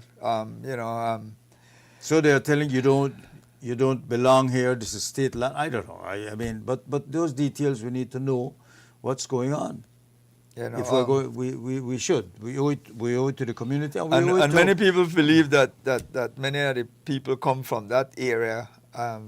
Many persons migrated from that area to Belize, no? And so they're kind of standing in solidarity, really and truly, and that is why the protest is But planned the for solidarity the has to Honduran have embassy. I mean, are they removing the Garifuna people from their own lands Massacre, just because they and are I believe that, Garifuna? I mean, it's not as though that they're being victimized and violated. Accordingly, that's just me looking at the flyer that they put out, because I don't have the backstory. Why would the military be removing people from their land? I don't have the backstory, and We need the I'm states. hoping that, I'm maybe trying for to the find something on newscast, the newscast would be able to get more people on the because record. we're only hearing superficially, generally, that these people are being, victimized, abused. Removing them from land. Do they own the land that they? Are these communal lands? Does the law of Honduras allow for communal lands? We the guys, I don't know. Exactly. I don't know. They don't have no CCJ. I will tell you that. They have a different system as a republic. So I'm not quite sure, and I'm not going to downplay it. The protest is tomorrow. It will be held in front of the Honduran embassy, and it's being held under the auspices of the National Garifuna Council. And so I don't know if they're doing it in solidarity. Ambassador would come and talk to us about it, and what is going on. Well, we hope the producer will be able to sort these people out and because it's a story we need to cover. To find them and see, because if it is that we are going to spend effort to stand in solidarity with them, we should need have a good idea what's going on. What's going on? So I support that 100%. For us to move there, but of course, Ernesto, we got to get out of here. Yep. I think it was a very fruitful and enlightening morning for me. So Mondays are not my best. Yeah, too much great weekend. I certainly want to say very quickly, Ernesto. We played game 3, the Orange Walk Running Rebels, the Belikin Orange Walk Running Rebels. We lost to the defenders by 3 points. It was a terribly officiated game, I will say, but I'll leave it at that for right now. Because I don't want to add to tainting any of the images of what is a very successful season. But nonetheless, Game 4 comes up. The series, it's 2-1 in favor of the defenders, a best-of-5 series. This Friday night at the Orange Walk Sporting Complex is Game 4. Game 4. Do or die for the Orange Walk. But this is it, Rebels. right? If they win again. If they win, yes, yeah, it's it. They win again, that's it. Yeah, so our box, the box of the Rebels is against the wall, but nothing new. So we urge all Orange Walk fans to come out. You've got to be at the Orange Walk Sporting Complex at 9 o'clock. You had a good crowd on Friday here. Yes. It was well attended. Well attended, about maybe like 3,500 people by my estimation. So it's a very successful season. We do get good support in Orange Walk as well, and we want that to continue this Friday night. We need the 6th man. We are very difficult to beat at home, we like to feel that we're extremely confident going back home. A shout out to our fans in Bully Tree. They listen to us. I met a nice lady at the taco stand. And she said, I think I know you, I think I know you. And I get free that. tacos for you. Right. Free tacos for you. But our friends in Bully Tree, thank you guys. So excellent. Choosing us. Certainly want always to love you. Thank Karen Coote for doing a good job as usual, and Love FM. We want to thank our master control operator this morning, Giovanni Castro, Andrew Jones for streaming, our producer, Manuela Ayuso and Richard Herbert, as well as all our callers, Ernesto, who made this morning very, very engaging.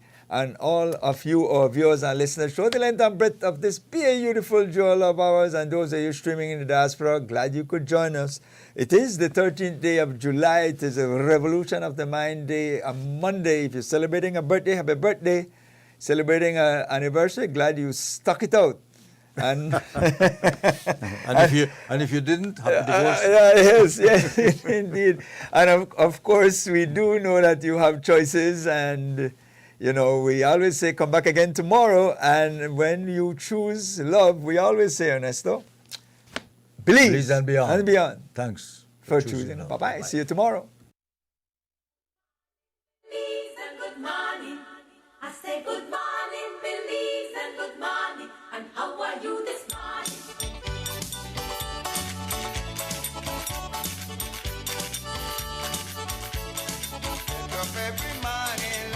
to work and get their life.